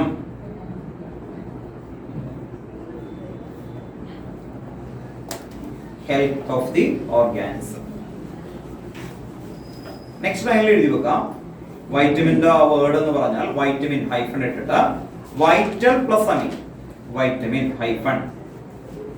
Vitamin എന്ന് പറഞ്ഞാൽ ആ വേർഡിന്റെ meaning ആണ് കേട്ടോ. Vitamin എഴുതിയിട്ട് ഒരു hyphen എഴുതാം. Vital VITAL vital plus amine. അങ്ങനെയാണ് vitamin ആവുന്നത് കേട്ടോ. ഓർത്ത് നോക്കാം. Vital plus amine. അടുത്ത ലൈനിൽ classification of vitamins. Classification of vitamin. Two classification ഉണ്ട്. അതിൽ ഫസ്റ്റ് ഹെഡിങ് എഴുതി വെക്കുക. Fat soluble vitamin. Fat soluble vitamin. Fat soluble vitamin. അവിടെ എഴുതി വെക്കുക. Vitamins which are soluble in fat. Vitamins which are soluble in fat and oils.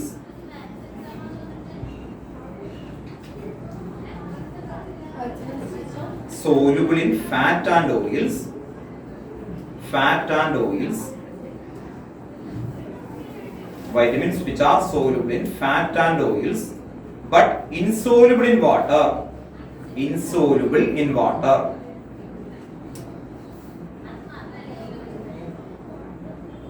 Then example vitamin A, D, E, K കേട്ടോ. A vitamin A ഉണ്ട്. എന്തൊക്കെയാ? A, D, E, K. ഓർത്ത് നോക്കാം. A, D, E, K കേട്ടോ. മറക്കരുത്. Repeat ചെയ്ത് പഠിച്ചു നോക്കാം കേട്ടോ. പണ്ട് ജയലളിതയുടെ ഒരു പാർട്ടിയൊക്കെ ഉണ്ടായിരുന്നു. അണ്ണാ A, D, E, K എന്നൊക്കെ പറഞ്ഞു കേട്ടോ. അതുപോലെ എന്തെങ്കിലുമൊക്കെ വേർഡൊക്കെ വെച്ച് ഓർത്ത് നോക്കണം. അതേ ഉദ്ദേശിച്ചുള്ളൂ കേട്ടോ. ഓർത്ത് നോക്കാം. അപ്പോൾ A, D, E, K. Next heading എഴുതി വെക്കാം. Water soluble vitamin. Water soluble vitamin. അടുത്ത ക്ലാസിഫിക്കേഷൻ ആണ് water soluble vitamins. Water soluble vitamin.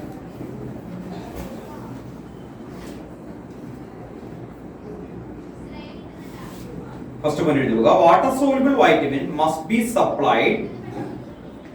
Water soluble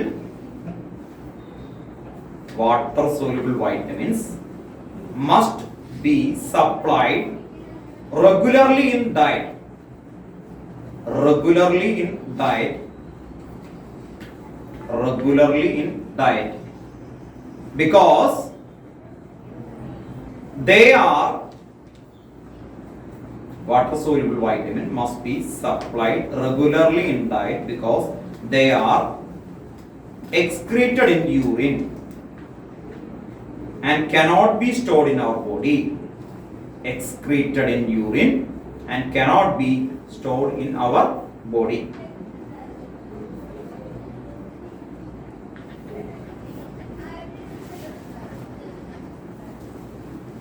Example vitamin C and B group. Vitamin B കേട്ടോ. ഇതിൽ എക്സെപ്ഷൻ ഉണ്ടെന്നാലും ജനറലി വൈറ്റമിൻ ബി ഗ്രൂപ്പ് ആണ്.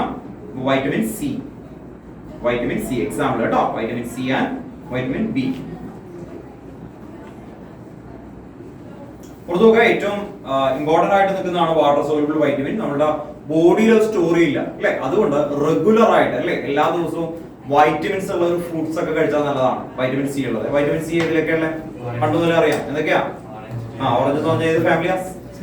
Citrus അല്ലെ. Citrus ആയിട്ടുള്ള ഏത് അല്ലെ, അംല, ഓറഞ്ച്, പിന്നെ എന്തൊക്കെയാ അല്ലെ, ഇതിലെല്ലാത്തിലും എന്തുണ്ട്, ഏറ്റവും കൂടുതൽ ഉണ്ടാവില്ലേ കേട്ടോ. പുറത്ത് നോക്കാം വൈറ്റമിൻ സി ഉണ്ട്. അപ്പൊ അത് എല്ലാ ദിവസവും കഴിക്കണതിന്റെ കാരണം എന്താ? നിങ്ങൾ എല്ലാ ദിവസവും കുളിക്കൂലേ? ഇല്ല, ക്ലീൻ ചെയ്യുന്ന അതുപോലെ ബോഡിയിലുള്ള എല്ലാം നല്ല വൈറ്റമിൻ സി ഉണ്ടെങ്കിൽ എന്ത് ചെയ്യും അല്ലെ, ആ സെൽസ് ഒക്കെ ക്ലീൻ ആയി നല്ല രസമായിട്ടിരിക്കും കേട്ടോ. ഓർത്ത് നോക്കാം. അതുപോലെ ചെയ്യാൻ വേണ്ടിയിട്ട് വൈറ്റമിൻ സി റെഗുലർ ഡയറ്റിൽ വന്നാൽ ഏറ്റവും ബെസ്റ്റ് ആണ് കേട്ടോ. ഒന്ന് ഓർത്ത് നോക്കാം. ദെൻ നെക്സ്റ്റ് ഇവിടെ ഒരു ടേബിൾ ഉണ്ടോ, ഒന്ന് എഴുതി വെച്ചേ. ടേബിൾ 14.3 കാണാതെ പഠിക്കണം. Table 14.3, table 14.3. അതിൽ കുറെ വൈറ്റമിൻസും വെച്ചിട്ടുള്ള ഒരു ടേബിൾ ആണ് കേട്ടോ. ഈ ടേബിള് മറക്കരുത്, അത് പഠിക്കണം. ഇത് വെറുതെ ഇങ്ങനെ ഞാൻ എഴുതി തന്നിട്ട് കാര്യമില്ല, കാരണം അത് ഫാക്ട് ആണ് ആക്ച്വലി വരുന്നത് കേട്ടോ. ഓക്കെ, ഇത് കണ്ടോ മുകേഷ് പറയുന്നു കുറച്ചെങ്കിലും ഇപ്പൊ പഠിച്ചിട്ട് വെക്കണം കേട്ടോ. ഓക്കെ, ഇപ്പൊ ഓർത്ത് നോക്കുക കുറച്ച് വൈറ്റമിൻസ് അല്ലെ, ഇപ്പോൾ ഇങ്ങനെ കുറെ സമയമായി ഞാൻ ഇങ്ങനെ പറഞ്ഞുകൊണ്ടിരിക്കുന്നു, അപ്പൊ നിങ്ങൾക്ക് വിഷമമാവും. അപ്പൊ അതുകൊണ്ട് കുറച്ച് വൈറ്റമിൻസും അതിന്റെ ഡെഫിഷ്യൻസി ഡിസീസസും പഠിക്കാം. വൈറ്റമിൻ എ ഇമ്പോർട്ടന്റ് ആയിട്ടുള്ള, അല്ലെങ്കിൽ ടെക്സ്റ്റ് ബുക്കിലെ ബാക്കിലെ ക്വസ്റ്റിനും അല്ലെങ്കിൽ ഇതിനും പാസ്റ്റ് ഇയർ ചോദിച്ചേക്കുന്ന ഒരു 4 വൈറ്റമിൻസ് ഇപ്പൊ നമുക്കൊന്ന് പഠിച്ചു നോക്കാം. അതുപോലെ എല്ലാവരും പഠിക്കാൻ നോക്കാം. വൈറ്റമിൻ എ ഇതിനു മുമ്പ് ചോദിച്ചിട്ടുണ്ട്. വൈറ്റമിൻ എയുടെ ഡെഫിഷ്യൻസി ഉണ്ടാകുന്ന ഡിസീസ് എന്താ? Night blindness, xerophthalmia or night blindness. അത് ഇത്രേ ഉള്ളൂ. കണ്ണില് അല്ലെ, ഐയില് ഏതൊക്കെ സെൽസുകളുണ്ട്?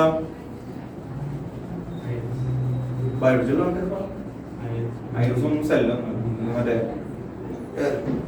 ലൈറ്റ് ഡിറ്റക്ട് ചെയ്യുന്ന സെൽസുകൾ ഏതൊക്കെയാ? Rod cells and cone cells കേട്ടോ. Rod cells and cone cells. ഒരു തിയേറ്ററിലേക്ക് നിങ്ങൾ പെട്ടെന്ന് ഇരുട്ടൊക്കെ ഉള്ള സമയത്ത് കയറി ചെന്നാൽ നിങ്ങൾക്ക് കാണാൻ പറ്റില്ല. കാരണം എന്താ? റോഡ് സെൽസ് ആക്ടിവേറ്റ് വരുള്ളൂ അല്ലെ. ഓർത്ത് നോക്കാം റോഡ് സെൽസ്. അപ്പൊ ചെറിയ വെട്ടത്തിൽ കാണുന്ന ലൈറ്റ് അല്ലെ, ചെറിയ വെട്ടമില്ലേ, സ്മോൾ ലൈറ്റ്, അതിൽ കാണുന്നതാണ് റോഡ് സെൽസ്. അപ്പൊ അത് പോയി കഴിഞ്ഞാൽ നമുക്ക് ചെറിയ വെട്ടത്തിൽ കാണാൻ പറ്റില്ല കേട്ടോ. ഓർത്ത് നോക്കാം. അങ്ങനെയുള്ള ആരെങ്കിലും അറിയോ? കണ്ടിട്ടുണ്ടോ? ഓർത്ത് നോക്കാം. ചില ആൾക്കാരൊക്കെ ഉണ്ടാവും കേട്ടോ. എനിക്ക് പണ്ട് കഴിഞ്ഞ ബാച്ചിലുണ്ടായിരുന്ന ഒരാളുണ്ടായിരുന്നു. ഓർത്ത് നോക്കാം. ചെറിയ വെട്ടമുണ്ടെങ്കിൽ കാണാനായിട്ട് പറ്റില്ല കേട്ടോ. ഓർത്ത് നോക്കാം. അതാണ് നൈറ്റ് ബ്ലൈൻഡ്നസ്. അപ്പൊ പഠിച്ച വൈറ്റമിൻ എ എന്തായിരുന്നു? നൈറ്റ് ബ്ലൈൻഡ്നസ് ഓർ സെറോഫ്താൽമിയ കേട്ടോ. നൈറ്റ് ബ്ലൈൻഡ്നസ് മതി. അതുപോലെ അടുത്ത ഏറ്റവും ഇമ്പോർട്ടന്റ് ആയിട്ട് വരുന്നതാണ് വൈറ്റമിൻ സി ഡെഫിഷ്യൻസി ഡിസീസ്. ഏതാ? വൈറ്റമിൻ സി സ്കർവി എന്ന് പറഞ്ഞാൽ എന്താ? ബ്ലീഡിംഗ് ഗം കേട്ടോ. ഓർത്ത് നോക്കാം. ഒരു ടൈമില് ഏകദേശം നിങ്ങൾ നെല്ലൊക്കെ നോക്കി അറിയാം, ക്യാൻസറിനേക്കാളും വലിയൊരു ഡിസീസസ് ആയിട്ട് കൺസിഡർ ചെയ്തായിരുന്നു ഈ സ്കർവി എന്ന് പറയുന്നത്. എന്ന് പറഞ്ഞാൽ ഗമ്മിൽ നിന്ന് ബ്ലീഡിംഗ് ഒക്കെ വന്നിട്ട് മരിച്ചു പോകും. ഒന്ന് ആലോചിച്ച് നോക്കിയല്ലേ, കാണുമ്പോൾ തന്നെ പേടിക്കാവുന്ന പാനിക്കാവുന്നതാണ്. ഈ ഒരു വൈറ്റമിന്റെ കുറവുണ്ടായിരുന്നു. അത് ഈ ഐലൻഡുകളൊക്കെ ഇല്ലേ, ചെറിയ ചെറിയ ഐലൻഡ്, അവിടെ ഒന്നും ഈ ഇതുപോലെ സിട്രസ് ഫ്രൂട്ട് ഉണ്ടാവാനുള്ള ചാൻസ് കുറവാണ്. അവര് എപ്പോഴും എന്താണ് ഈ സീ ഫുഡ്സ് ആയിരിക്കും വരുന്നത്. അങ്ങനെയുള്ള സ്ഥലത്ത് കുറെ വർഷങ്ങളോളം വൈറ്റമിൻസ് ഒന്നും സി കിട്ടാതെ വരുമ്പോൾ ഉണ്ടാവുന്ന ഒരു ഡിസീസ് ആണ് സ്കർവി എന്ന് പറയുന്നത്. നോർത്ത് വെക്കാൻ വേണ്ടിയിട്ടാണ് രണ്ടാമത്തത്. പഠിച്ചില്ലേ വേണ്ട ഒരു ഓർഡർ പറയേണ്ടി വരും കേട്ടോ. അത് കഴിഞ്ഞാൽ വൈറ്റമിൻ കെ ഡെഫിഷ്യൻസി എന്തായിരുന്നു? വൈറ്റമിൻ കെ ഡെഫിഷ്യൻസി എന്തായിരുന്നു? ബ്ലഡ് ക്ലോട്ടിംഗ് ടൈം കുറയും കേട്ടോ. ഓർത്ത് നോക്കാം. വൈറ്റമിൻ കെ എന്ന് പറയുന്നത് കേട്ടോ. ഓർത്ത് നോക്കാം. വൈറ്റമിൻ കെ കേട്ടോ. ഓർത്ത് നോക്കാം. ദെൻ അനിമിയ വരുന്ന അയണിന്റെ ഡെഫിഷ്യൻസി വെച്ചിട്ടാണ്. അത് വൈറ്റമിൻസിലായിട്ടാണ് കേട്ടോ. ഓർത്ത് നോക്കാം. അപ്പൊ ഈ 3 വൈറ്റമിൻസ് ഏതാ? ബ്ലഡ് ക്ലോട്ടിംഗ് കുറയ്ക്കും കേട്ടോ. അതൊക്കെ ഈ വെജിറ്റബിൾ ലീഫ് കഴിക്കണം. അതിന് വെജിറ്റബിൾ ഇവിടെ വൈറ്റമിൻ കെ കൊടുത്തേക്കുന്നുണ്ടോ? Increasing blood clotting time. Vitamin K നേരെ opposite, increasing blood clotting time.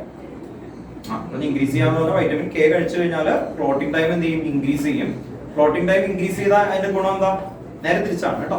Increasing blood clotting time ആണ് വൈറ്റമിൻ കെ കേട്ടോ. ഓർത്ത് നോക്കാം. Vitamin K increasing blood clotting time. Blood clot ആവാനായിട്ടുള്ള ടൈം എന്ത് ചെയ്യും? ഇൻക്രീസ് ചെയ്യും. പെട്ടെന്ന് ക്ലോട്ട് ആയി എന്ത് പറ്റും? ഹാർട്ട് അറ്റാക്ക് വരും. അത്രേ ഉള്ളൂ.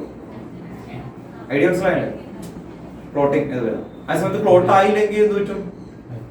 മുറിഞ്ഞു കഴിഞ്ഞാൽ വരും കേട്ടോ, ഓർത്ത് നോക്കാം. ഡെഫിഷ്യൻസി കൊണ്ട് ഇൻക്രീസിങ് ബ്ലഡ് ക്ലോട്ടിംഗ് ടൈം ആവുന്നു.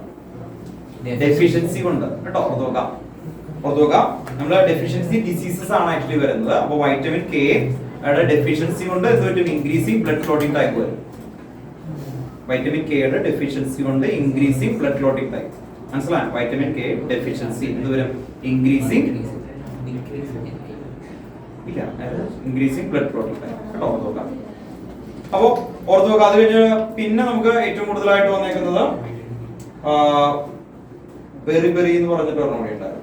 vitamin D. D for berry. അതൊന്ന് ഓർത്ത് വെച്ചേക്കാം. വൈറ്റമിൻ ഡി ഉണ്ട് കേട്ടോ, വൈറ്റമിൻ ഡി അതാണ് റിക്കറ്റ്സ് കേട്ടോ. ഇത്ര ഒന്ന് എഴുതി വെക്കാം, എന്നിട്ടൊന്ന് പറയാം കേട്ടോ. വൈറ്റമിൻ എ ജസ്റ്റ് ഹൈഫൻ എഴുതാം, നൈറ്റ് ബ്ലൈൻഡ്നസ് ഡെഫിഷ്യൻസി ഡിസീസസ് ആണ് കേട്ടോ. വൈറ്റമിൻ എ ഡെഫിഷ്യൻസി ഡിസീസ് എന്ന് മോളിൽ കെട്ടി കൊടുത്തേക്കണം. എന്തായിരുന്നു? Night blindness. Vitamin C scurvy. Vitamin C scurvy. Vitamin D rickets കേട്ടോ. നമ്മുടെ ബോണൊക്കെ ഇല്ലേ പെട്ടെന്ന് ഒടിഞ്ഞു പോകും, അതിനെയാണ് റിക്കറ്റ്സ് എന്ന് വിളിക്കുന്നത് കേട്ടോ. RICKET rickets. Vitamin D hyphen rickets RICKETS. Vitamin A night blindness. Vitamin C scurvy bleeding ഗമ്മാണ്. വൈറ്റമിൻ ഡി ഡെഫിഷ്യൻസി ഡിസീസസ് ആയിട്ട് വരുന്നത് rickets. D vitamin D rickets കേട്ടോ. റിക്കറ്റ്സ് എന്ന് പറഞ്ഞാൽ എന്താണ്? ബോൺസ് ഒക്കെ പെട്ടെന്ന് അല്ലേ പൊട്ടിപ്പോകും. Next vitamin K deficiency disease കൊണ്ട് വരുന്നത് increase blood clotting time. Vitamin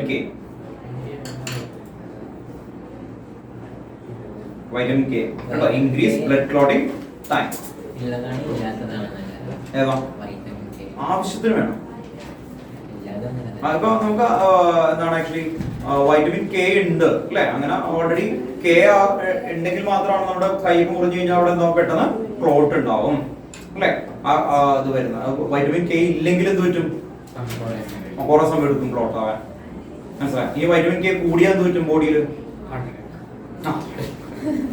മനസ്സിലായി? അങ്ങനെയല്ല, ഡയറക്റ്റ് ആയിട്ടല്ല ഉദ്ദേശിച്ചത്. ഒരു വയ്യാത്ത ഒരാൾക്ക്, ഇപ്പൊ നിങ്ങളുടെ ഒരു ഏജിലുള്ള ആൾക്കാർക്കൊക്കെ എന്താ പോലെ നമ്മുടെ ഹാർട്ടൊക്കെ നല്ല ജിമ്മിനെ പോലെ പമ്പ് ചെയ്തുകൊണ്ടിരിക്കും അല്ലെ? പക്ഷെ കുറെയൊക്കെ പ്രായമൊക്കെ ആയി ഒക്കെ കഴിയുമ്പോൾ പറ്റും അല്ലെ? ഹാർട്ട് നാളൊക്കെ ആയാലും നല്ല. അപ്പൊ ആ സമയത്തൊന്ന് കെയർ ചെയ്യാം കേട്ടോ, ഓർത്ത് നോക്കാം. നെക്സ്റ്റ് ഹെഡിങ് എഴുതി വെക്കാം, ന്യൂക്ലിക് ആസിഡ് കേട്ടോ. ലാസ്റ്റ് ഹെഡിങ്ങിലേക്ക് വരികയാണ്. ന്യൂക്ലിക് ആസിഡ്സ് അണ്ടർലൈൻ ചെയ്യുക കേട്ടോ. Nucleic acids.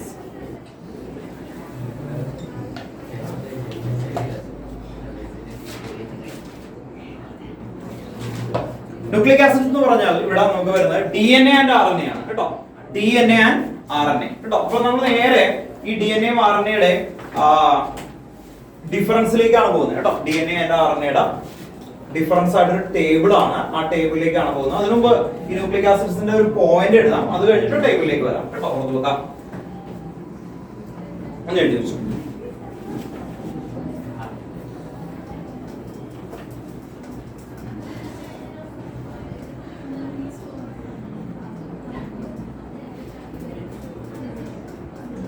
എഴുതി വെക്കാം. ന്യൂക്ലിക് ആസിഡ് എന്ന് പറയുന്നത് the particle in the nucleus of the cell. എഴുതി വെക്കാം കേട്ടോ. the particle ന്യൂക്ലിക് ആസിഡ് ആണ്. ന്യൂക്ലിക് ആസിഡ് എവിടെയാണ്? the particle in nucleus of the cell. the particle in nucleus of the cell, responsible for heredity. responsible for heredity. responsible for heredity are called chromosome. are called chromosome. the particle in nucleic acid എന്ന് പറയുന്നത് the particle in nucleus of the cell responsible for heredity are called chromosome. ഇനി തുടങ്ങണുള്ളൂ. ക്രോമസോമിനകത്ത് വരാണ് which are made up of protein. which are made up of protein and another type of biomolecule, which are made up of proteins and another type of biomolecules called nucleic acid. Another type of biomolecules called nucleic acid. Called nucleic acid.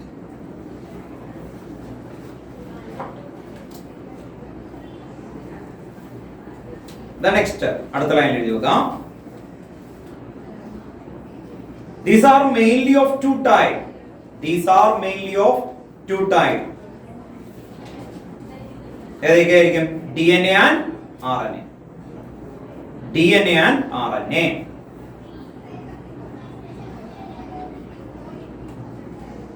DNA and RNA. അപ്പോൾ ഓർത്തു നോക്കാം, ഒരു cell അല്ലെ, ആ സെല്ലിന്റെ അകത്ത് വരുന്ന nucleus, ആ ന്യൂക്ലിയസിനകത്ത് ക്രോമസോംസ് ഉണ്ടാവും. ഇതിന്റെ റെസ്പോൺസിബിലിറ്റി എന്താ? Mainly heredity. കണ്ടോ? ഓർത്തു നോക്കാം. അപ്പോ ആ റെസ്പോൺസിബിൾ ആയിട്ടുള്ള ആ പാർട്ടിക്കിളിനെ രണ്ടായിട്ട് അവർ ഡിവൈഡ് ചെയ്ത് ഏതൊക്കെയായിട്ടാണ്? DNA and RNA. കേട്ടോ? ഇനി ഹെഡിങ് ഒരു ടേബിൾ ആക്കുക വേഗം. DNA and RNA. DNA and RNA table ആക്കുക കേട്ടോ. DNA ഒരു ലൈൻ ഇവിടെ വരയ്ക്കുക, RNA പോയിന്റ് ആയിട്ട് പരമാവധി പോയിന്റുകളൊക്കെ ക്രിയേറ്റ് ചെയ്യുന്ന രീതിയിൽ ഓരോ പോയിന്റ് ആയിട്ട് എഴുതി വെക്കാം. ഫസ്റ്റ് പോയിന്റിന്റെ ഫുൾ ഫോം എഴുതി വെച്ചേ. എന്തായിരുന്നു full form? Deoxy റൈബോ nucleic acid. വേഗം എഴുതി വെക്കാം. Deoxy റൈബോ nucleic acid first point. ഇതിന്റെ പേര് എന്തായിരിക്കും? റൈബോ nucleic acid. DNA deoxy റൈബോ nucleic acid. ഇവിടെ റൈബോ nucleic acid. റൈബോ nucleic acid. Deoxy റൈബോ nucleic acid. ഇവിടെ റൈബോ nucleic acid.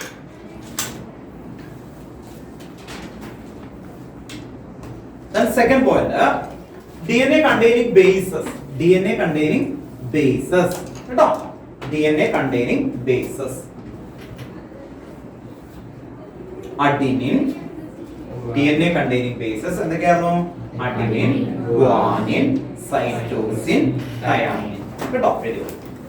DNA containing bases എന്ന് പറഞ്ഞിട്ട് 1 by 1 ആയിട്ട് എഴുതണം. Adenine, ADENINE, adenine. അത് കഴിഞ്ഞ് guanine, GUANINE, guanine. Adenine, guanine. Cytosine, CYTOSINE. Sir, should I repeat you? Repeat. Adenine. എഴുതിയോ? ADENINE, adenine. അത് കഴിഞ്ഞാൽ guanine, GUANINE, guanine. നെക്സ്റ്റ് ലൈനില് cytosine, CYTOSINE, cytosine. Last thymine, THYMINE.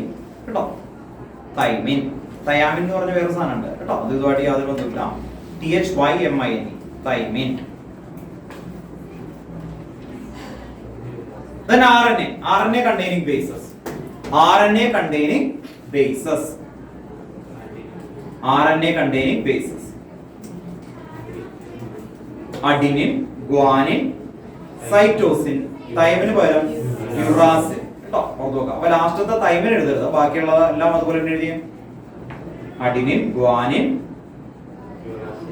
cytosine അവിടെ വരെ എഴുതിയേ. അത് കഴിഞ്ഞ് ലാസ്റ്റത്തെ എഴുതേണ്ടത് uracil, URACIL, uracil. Adenine, guanine, cytosine. കേട്ടോ? അപ്പോൾ ആദ്യത്തെ 3 എന്ത് തന്നെയാണ്? സെയിം ആണ്. ലാസ്റ്റത്തേൽ മാത്രമാണ് ഡിഫറൻസ് ആയിട്ടുള്ളത്. കേട്ടോ? അടുത്ത പോയിന്റ് എഴുതി നോക്കാം. URACIL, IL. കേട്ടോ? URACIL, uracil. then ഇവിടെ എഴുതി വെക്കാം. DNA ഡബിൾ സ്ട്രാൻഡഡ് ആണ്. എഴുതി വെക്കാം double stranded. DNA double stranded. DNA യുടെ അവിടെ അടുത്ത point, third point, double stranded. RNA എന്തായിരിക്കും? Single stranded. RNA single stranded. DNA യുടെ അവിടെ ഡബിൾ സ്ട്രാൻഡഡ്. RNA എന്തായിരിക്കും? Single stranded. 3 പോയിന്റ് ആയല്ലോ അല്ലേ? then fourth പോയിന്റ് അതിന്റെ ഫംഗ്ഷൻ ആണ്. എന്തായിരുന്നു DNA യുടെ ഫംഗ്ഷൻ? DNA-യുടെ ഫംഗ്ഷൻ എന്തായിരുന്നു? ഹെറിഡിറ്റി അല്ലേ? ആ എഴുതി വെക്കുക. DNA-യുടെ അവിടെ എഴുതി വെക്കുക. They transmit heredity from generation to generation. എഴുതി വെക്കുക. They transmit heredity from generation to generation. They transmit heredity from generation to generation. They transmit heredity from generation to generation. RNA-യുടെ ഡ്യൂട്ടി എന്താ? Protein synthesis. അപ്പോൾ function of RNA protein synthesis. Protein synthesis കേട്ടോ. Function of RNA protein synthesis. എഴുതിയോ? ഇത്രയാണ് DNA-യും RNA-യും തമ്മിലുള്ളത്. ഇപ്പൊ നടക്കുന്ന നടന്നുകൊണ്ടിരിക്കുന്ന കുറേ വർഷങ്ങളായിട്ട് നടന്നുകൊണ്ടിരിക്കുന്ന വേൾഡിലെ ഏറ്റവും വലിയ പ്രൊജക്ട് ഏതാ? പ്രൊജക്ട് പേര് ഹ്യൂമൻ ജീനോം പ്രൊജക്ട് അല്ലെ? അതിന്റെ പാർട്ടാണ് ആക്ച്വലി വരുന്നത് അല്ലെ? ഒരു 10 വർഷം കൂടി കഴിയുമ്പോൾ ആവുമെന്ന് പറയുന്നു അല്ലെ? ഓർത്ത് നോക്കാം. നിങ്ങളിത് പറഞ്ഞു കാണാൻ എന്റെ മൂത്ത മോനുണ്ടല്ലോ, ജനിക്കുന്ന സമയത്ത് ഇവിടെ ലക്ഷ്മി എന്ന് പറയുന്ന ഹോസ്പിറ്റലായിരുന്നു. അപ്പൊ ആ ടൈമില് അന്ന് കുറച്ചുകൂടി ആക്റ്റീവായിട്ട് നിൽക്കുന്ന സമയത്ത് വന്നാണ് ഒരു ഡോക്ടറെ കൺസൾട്ട് ചെയ്യുന്ന സ്ഥലത്ത് നമ്മൾ പുറത്തു വരുന്ന സമയത്ത് എന്റെ അടുത്താ വന്നിട്ട് സ്റ്റെം സെൽസ് കളക്ട് ചെയ്യുന്ന എന്ന് പറഞ്ഞാൽ കുട്ടിയുടെ എംബ്രിയോ കോഡില്ലേ അത് കട്ട് ചെയ്തിട്ട് അതിന്റെ ഒരു ചെറിയൊരു പോർഷൻ ബാംഗ്ലൂരിലുള്ള ലാബിൽ എടുത്ത് നോക്കും. എന്തിനു വേണ്ടിയിട്ടാണ് പറ ബയോളജിയുള്ള ആൾക്കാർ ഡിസീസസ് അല്ലെ? ഇത് വരുന്ന സമയത്ത് അധികം എന്ന് പറഞ്ഞാൽ അത് ബേസ് സെല്ലാണ് ആക്ച്വലി.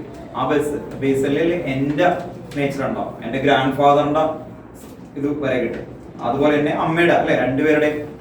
അപ്പൊ ആ പിന്നീട് ഡിസീസസ് വരുന്ന സമയത്ത് അവർ പറയുന്നത് ഇത്ര ഒരു 5 years ആണെന്ന് പറഞ്ഞു. 5 years റിപ്പോർട്ട് ഒന്നും ആയിട്ടില്ല അല്ലെ? ഓർത്തുക. ഏകദേശം കുറെ നാളിന് ശേഷം അത് കണ്ടെത്താൻ ചാൻസ് ഉണ്ട്. ഇപ്പോഴും ഉണ്ട് കേട്ടോ, അതിന്റെ ട്രീറ്റ്മെന്റ് ഉണ്ട്. പക്ഷെ ഇങ്ങനെ ഏറ്റവും പോപ്പുലർ ആയിട്ടുള്ള രീതിയിലേക്ക് വന്നു കഴിഞ്ഞാൽ അത് ബേസ് ചെയ്തിട്ടുള്ള മെഡിസിൻസ് വരും. അങ്ങനെ വരുന്ന സമയത്ത് അതുണ്ടെങ്കിൽ വളരെ ഹെൽപ്ഫുൾ ആയിരിക്കും അതിനെ ബേസ് ചെയ്ത് ചെയ്യാനായിട്ട് കേട്ടോ.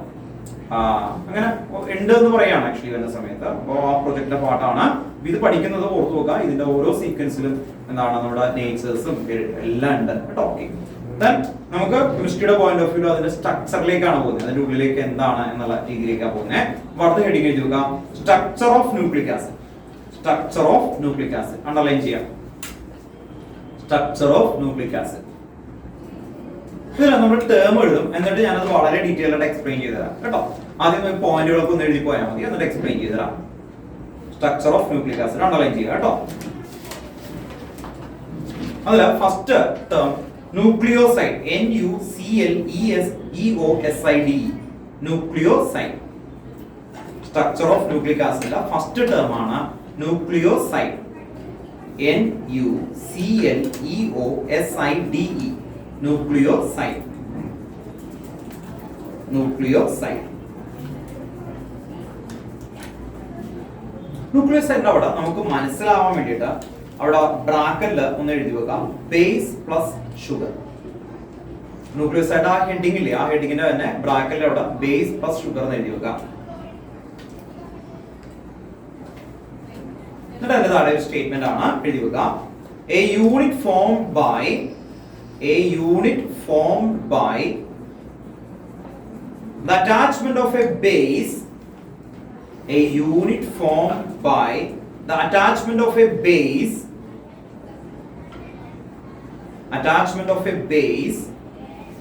to first position of sugar. First position of sugar. First position of sugar is known as nucleoside. A unit formed by the attachment of a base to first position of sugar is known as nucleoside. അപ്പോ base എന്ന് പറഞ്ഞാൽ ഏതൊക്കെയായിരുന്നു? Base പറഞ്ഞേ, ബേസിന്റെ പേര് പറ. അങ്ങനെയുള്ള base അത് എവിടെ വരും എന്നാ പറയുന്നത്? ഷുഗർ ഉണ്ടാകും അല്ലെ? ഷുഗർ ഏതൊക്കെ ഷുഗറാണ് പിക്ചർ വെച്ച് പഠിച്ചത് നമ്മള്? ഗ്ലൂക്കോസ് ആൻഡ് ഫ്രക്ടോസ് അല്ലെ?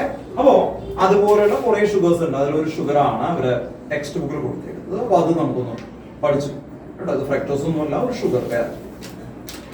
അപ്പോ ഇവിടെ ഒരു O ഉണ്ട്, ഇവിടെയാണ്. ഇതാണ് ഇതിന്റെ ഫസ്റ്റ് പൊസിഷൻ. ഈ ഫസ്റ്റ് പൊസിഷനിൽ ബേസ് വരും. ഇതാണ് നിങ്ങൾ ഓർത്ത് വെക്കേണ്ടത്. അതുകൊണ്ടാണ് നമ്മൾ അവിടെ എഴുതിയ സമയത്ത് അപ്പൊ ഈ ബേസ് വരുന്നത് ഇതിന്റെ ഫസ്റ്റ് പൊസിഷനിലായിരിക്കും വരുന്നത് കേട്ടോ. ഓക്കെ, എച്ച് പറയും. ഇവിടെ ഒരു CH2OH വരും. CH2OH ഈ ഒരു പൊസിഷൻ ഇത് ജോയിന്റ് ആണ് ആക്ച്വലി വരുന്നത്. ഈ രണ്ട് OH ടെക്സ്റ്റുകൾ കൊടുത്തിരിക്കുന്നതനുസരിച്ച് ഇവിടെ രണ്ട് OH ആണ്. പല ടൈപ്പ് ഷുഗർ ഉണ്ട് കേട്ടോ.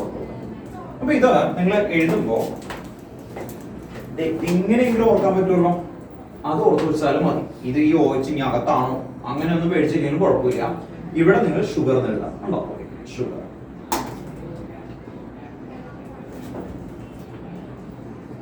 കേട്ടോ, വേഗം വരച്ചു. അപ്പൊ ഷുഗറിന്റെ ഏത് പൊസിഷനാ? ഫസ്റ്റ് പൊസിഷനില് എന്ത് വന്നു? ബേസ്. അങ്ങനെ വന്നാൽ എന്താ? ന്യൂക്ലിയോസൈഡ് കേട്ടോ. വേഗം ന്യൂക്ലിയോസൈഡ്. അങ്ങനെയല്ല,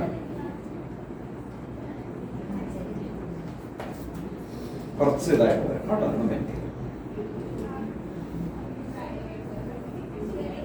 മറ്റേതാണെങ്കിൽ ഭയങ്കര പെൻഡഗൺ പോലെ കേട്ടോ. അതെ,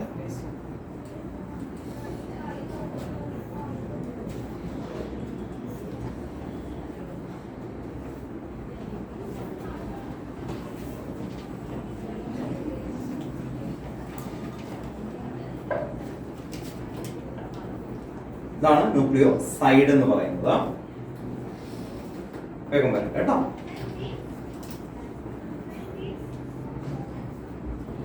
നെക്സ്റ്റ് വരുന്നത് ന്യൂക്ലിയോടൈഡ് കേട്ടോ. Next nucleotide, NuClEOTIDE nucleotide. Nucleotide കേട്ടോ. അടുത്ത ഹെഡിങ് സബ് ഹെഡിങ്ങുകളാണ് കേട്ടോ. സ്ട്രക്ചർ ഓഫ് ഇതില് ആദ്യം ന്യൂക്ലിയോസൈഡ്, പിന്നെ എന്തായിരുന്നു? ന്യൂക്ലിയോടൈഡ്. ന്യൂക്ലിയോടൈഡ് ഇത് വരച്ചു കഴിഞ്ഞിട്ട് ന്യൂക്ലിയോടൈഡ് ബ്രാക്കറ്റിൽ എഴുതി വെച്ച് ന്യൂക്ലിയോടൈഡ് എന്ന് എഴുതിയിട്ട് ന്യൂക്ലിയോടൈഡ് ബ്രാക്കറ്റിൽ എഴുതി വെക്കാം. ബേസ് പ്ലസ്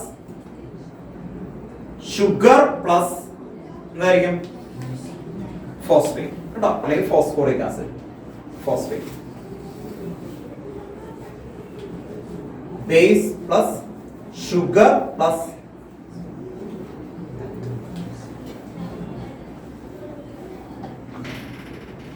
ഫോസ്ഫോറിക് ആസിഡ് അല്ലെങ്കിൽ ഫോസ്ഫേറ്റ് കേട്ടോ. Phosphoric acid. ഇനി അത് വേർഡിൽ എഴുതി വെക്കാം. ഒന്ന് എഴുതി വെച്ചു കേട്ടോ. ഈ ന്യൂക്ലിയോസൈഡ് സ്റ്റേറ്റ്മെന്റ് കേട്ടോ. ഇല്ല, ന്യൂക്ലിയോടൈഡിന്റെ താഴെ എന്റെ ഡെഫിനിഷൻ എഴുതുമ്പോൾ ന്യൂക്ലിയോസൈഡ് വെച്ചാൽ തുടങ്ങണം കേട്ടോ. ന്യൂക്ലിയോസൈഡ് എഴുതേണ്ടി വരും. In nucleoside, the sugar carbon are in nucleoside. ന്യൂക്ലിയോടൈഡിന്റെ അണ്ടറിലാണ് എഴുതുന്നത്. In nucleoside, ന്യൂക്ലിയോസൈഡിന്റെ അകത്താണ് അല്ലേ വീണ്ടും വരുന്നത്. In nucleoside, the sugar carbon are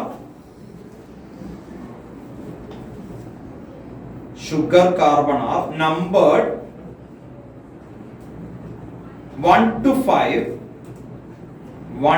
5. Full stop. When nucleoside is linked to phosphoric acid,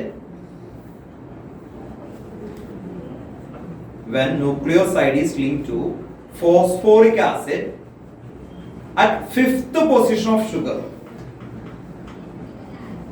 When nucleoside is linked to phosphoric acid at fifth position of sugar, we get a nucleotide.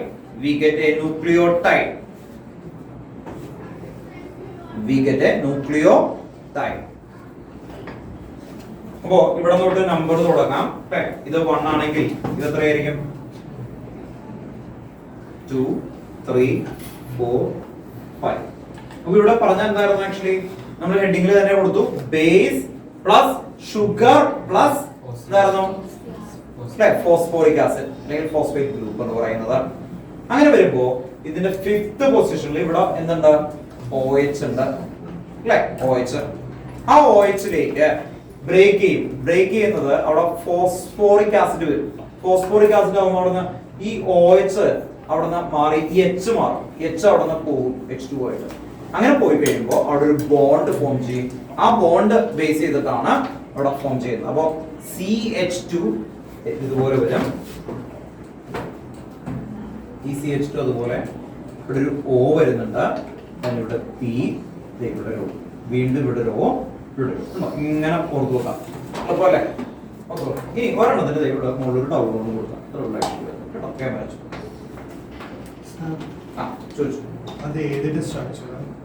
ഇതാണ് nucleotide. കേട്ടോ, ആദ്യം എന്തായിരുന്നു nucleoside. ന്യൂക്ലിയോസൈഡിലെ എവിടെ വ്യത്യാസം വന്നേ? 5th പൊസിഷനിൽ ആര് വന്നു? Phosphoric acid. കേട്ടോ, ഓർത്ത് നോക്കാം. 5th പൊസിഷനിൽ ഫോസ്ഫോറിക് ആസിഡ് വന്നാൽ അതെന്തായി മാറി? ന്യൂക്ലിയോടൈഡ് ആയി മാറി. ഈ പിക്ചർ വീണ്ടും വരക്കണം കേട്ടോ. നേരത്തെ വരച്ചത് ഞാൻ ഒരു പ്രാവശ്യം വരച്ചു എന്ന് കരുതിയിട്ട് അതിൽ വരയ്ക്കാനല്ല ഉദ്ദേശിച്ചത് കേട്ടോ. രണ്ടാമത് ഇതുപോലെ തന്നെ വീണ്ടും വരയ്ക്കാം. അപ്പൊ നേരത്തെ പിക്ചർ ഇത് നമ്മളൊന്ന് മാച്ച് ചെയ്ത് നോക്കിയേ. നേരത്തെ എന്തായിരുന്നു അല്ലേ? ബേസ് പ്ലസ് ഷുഗർ മാത്രം ഉണ്ടായുള്ളൂ. ഇവിടെ എന്തായിരുന്നു? ബേസ് പ്ലസ് ഷുഗർ പ്ലസ് എന്തായിരുന്നു? Phosphoric acid. അപ്പൊ ഇതിന്റെ താഴെ ഇവിടെ നിങ്ങൾ ഒന്ന് എഴുതാം ഫോസ്ഫോറിക് ആസിഡ്. അങ്ങനെ വന്നാൽ അതെന്തായി മാറി? ന്യൂക്ലിയോടൈഡ് ആയി അല്ലേ? അപ്പോ എന്തൊക്കെയായിരുന്നു? ന്യൂക്ലിയോസൈഡ് കഴിഞ്ഞു, ന്യൂക്ലിയോടൈഡ് കഴിഞ്ഞു. ഇനി നമ്മൾ അടുത്ത് വരുന്ന ഡൈന്യൂക്ലിയോടൈഡ് ആണ്. ഓൺലൈനിൽ ഓക്കെ അല്ലേ? പിക്ചർ വരച്ച് പറയണം കേട്ടോ. ആരെങ്കിലും പെൻഡിങ് ഉണ്ടെങ്കിൽ പറയണം, കാരണം ഇത് ഇനി അടുത്ത വായിച്ചു കളയും. ഇപ്പോ നമുക്ക് കിട്ടിയ ഒരു ന്യൂക്ലിയോടൈഡ്, ഈ ന്യൂക്ലിയോടൈഡും അനദർ ന്യൂക്ലിയോടൈഡും കൂടി ജോയിൻ ചെയ്താൽ എന്ത് കിട്ടും? Dinucleotide. അപ്പൊ ഇതുപോലത്തെ ന്യൂക്ലിയോടൈഡിൽ ജോയിൻ ചെയ്താൽ എന്ത് കിട്ടും? ഡൈനു. കുറെ ന്യൂക്ലിയോടൈഡ് ജോയിൻ ചെയ്താൽ എന്ത് കിട്ടും? Polynucleotide. അതിലൊരു ചെയിനാണ് നമ്മൾ കൊണ്ടുപോകാൻ പോകുന്നത്. അത് ആ ചെയിൻ വെച്ചിട്ടാണ് എന്തുണ്ടാക്കാൻ പോകുന്നത്? DNA സ്ട്രക്ചറിലേക്ക് പോകുന്നത്. മനസ്സിലായോ? പുറത്ത് നോക്കാം. ഇനി നെക്സ്റ്റ് അടുത്ത സബ് ഹെഡിങ് എഴുതി വെക്കാം. ഡൈന്യൂക്ലിയോടൈഡ്. ഡൈന്യൂക്ലിയോടൈഡ്. ഡൈന്യൂക്ലിയോടൈഡ് എഴുതി വെക്കാം. Nucleotide are join together by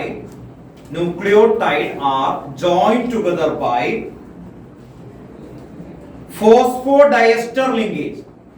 Nucleotide are joined together by phosphodiester linkage.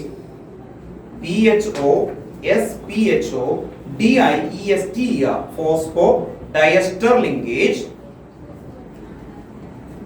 Nucleotide are joined together by phosphodiester linkage. Phosphodiester linkage between 5th and 3rd carbon atom. Between 5th and 3rd carbon atom of the pentose sugar. Of the pentose sugar.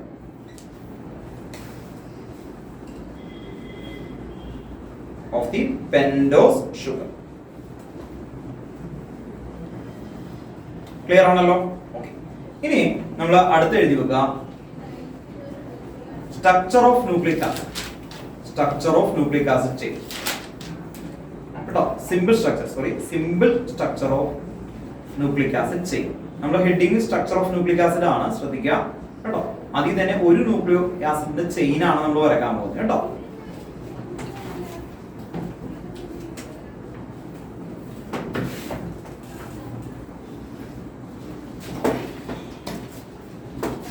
ഇപ്പൊ നിങ്ങൾ വരച്ചേക്കുന്ന പിക്ചേഴ്സുകൾ മനസ്സിൽ കൊണ്ടുവരുന്ന ആ പിക്ചേഴ്സുകൾ കുറെ join ചെയ്താൽ എങ്ങനെയിരിക്കും? അപ്പോഴാണ് nucleic ആസിഡ്സിന്റെ chain ആയിട്ട് നമ്മൾ കൺസിഡർ ചെയ്ത് ക്ലിയർ ആയിട്ട് വരുന്നത്. അപ്പോ ഇവിടെ വരുന്ന സമയത്ത് ആദ്യം നമുക്ക് കൊണ്ടുവരുന്നത് ബാക്കിലെടുക്കാം. ഇവിടെ ഷുഗർ ഉണ്ട് അല്ലെ? ഷുഗർ. അതുപോലെ ഈ ഷുഗർ എന്ന് പറയുന്ന ഏരിയാസ് ഉണ്ട്. ഷുഗർ ഇത് കഴിഞ്ഞാൽ ആരായിട്ടാണ് ലിങ്ക് ചെയ്യുന്നത്? ഫോസ്ഫേറ്റ് അല്ലെ? ഫോസ്ഫേറ്റ് ആയിട്ട് ലിങ്ക് ചെയ്തു. ഫോസ്ഫേറ്റ് അല്ലെങ്കിൽ ഫോസ്ഫോറിക് ആസിഡ് ആയിട്ട് ലിങ്ക് ചെയ്തു. ദെൻ ഈ ഷുഗറിൽ നിന്ന് മുകളിലേക്ക് വരുന്ന ആരായിരുന്നു? ബേസ്. ബേസ്. ഇതൊരു യൂണിറ്റ് ആണ്. ഇതുപോലത്തെ യൂണിറ്റ് ഇങ്ങനെ റിപ്പീറ്റ് ചെയ്യും എന്ന് പറഞ്ഞാൽ എന്താ? ഈ യൂണിറ്റ് ഇപ്പുറത്ത് വരണം, അങ്ങനെ അങ്ങനെ പോകും. അപ്പൊ ഇവിടെ എന്തിട്ട് കൊടുത്താൽ മതി? കേട്ടോ. വേണമെങ്കിൽ ഒരു പ്രാവശ്യം കൂടി ഒന്ന് റിപ്പീറ്റ് ചെയ്ത് വരക്കാം. ഇതുപോലത്തെ യൂണിറ്റുകൾ ഇങ്ങനെ റിപ്പീറ്റ് ചെയ്യുന്നു. രണ്ടെണ്ണം വേണമെങ്കിൽ വരച്ചു വെച്ചു. എന്തായിരിക്കും ഇത്? വീണ്ടും വരയ്ക്കുമ്പോ ഇവിടെ എന്ത് വരും? ഷുഗർ. ഡൗട്ട് ഉണ്ടോ? കേട്ടോ. രണ്ടെണ്ണം വരച്ചോ. എന്തായാലും ഷുഗർ, ഫോസ്ഫേറ്റ് അല്ലെ? ഷുഗറിന്റെ മുകളിൽ എന്ത് കൊടുക്കണം? ബേസ്. ഇങ്ങനെ ലിങ്ക് ഇങ്ങനെ പോയിക്കൊണ്ടേയിരിക്കും കേട്ടോ. ബേസ്. ഒന്ന് വരച്ചു. കേട്ടോ, ഇതാണ് ചെയിൻ വരുന്നത്.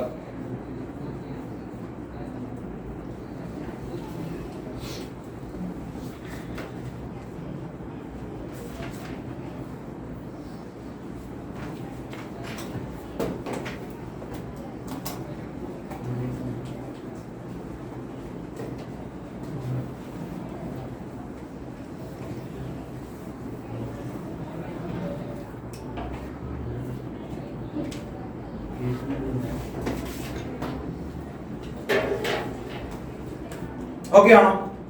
DNA ഇത് സിംഗിൾ സ്ട്രാൻഡ് ആണ്. DNA എന്തായിരുന്നു? Double strand.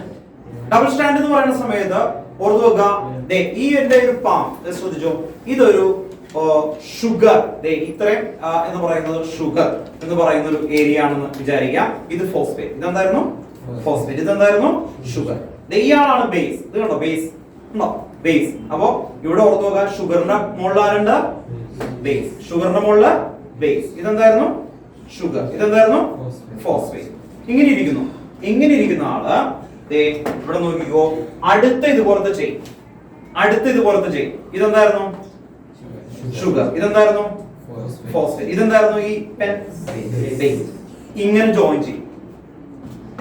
ഇത് കണ്ടോ, ഇങ്ങനെ ജോയിൻ ചെയ്തു. ഇപ്പൊ ഞാൻ ഇവിടെ ചെയ്തപ്പോ ഒരു കാര്യമുണ്ട്. ഇത് ബ്ലൂവും ഇത് എന്തായിരുന്നു? റെഡ്. ഒരിക്കലും ചെയിനുകള് ഒരേപോലത്തെ കളേഴ്സ് വരില്ല. ഇതുപോലെ ഇപ്പൊ ബ്ലൂ ആണെങ്കിൽ ബ്ലൂ വരില്ല. എന്ന് പറഞ്ഞാൽ ബേസ് എന്തൊക്കെയാ പറഞ്ഞേ? അഡിനിൻ, ഗ്വാനിൻ, സൈറ്റോസിൻ, തൈമിൻ, പിന്നെ അപ്പോ ഇവിടെ ശ്രദ്ധിക്കേണ്ടത് ATGC എന്ന് പറഞ്ഞേ. ATGC.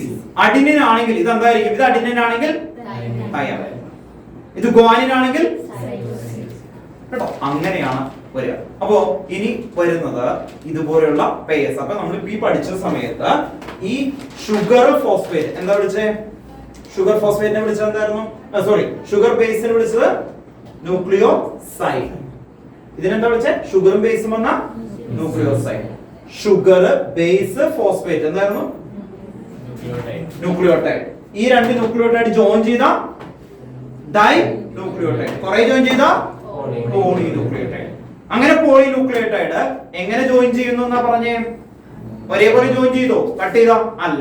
അപ്പൊ അതിനെ വിളിക്കുന്ന പേരാണ് കോംപ്ലിമെന്ററി. എന്താ വിളിക്കുന്നത്? കോംപ്ലിമെന്ററി. അപ്പോ ന്യൂക്ലിക് ആസിഡ്സ് DNA അത് കട്ട് ചെയ്താൽ ഈക്വൽ ഹാഫ് കിട്ടുമോ? പക്ഷെ കിട്ടുന്നത് എന്തായിരിക്കും?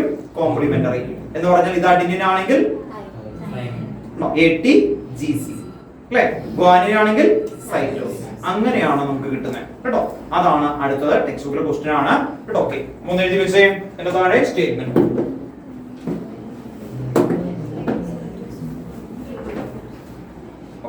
എഴുതി വെച്ചു കേട്ടോ. നോക്കാം. The two strands, സ്ട്രക്ചറിന്റെ താഴെ എഴുതാണ്. The two strands are complementary to each other. The two strands are complementary to each other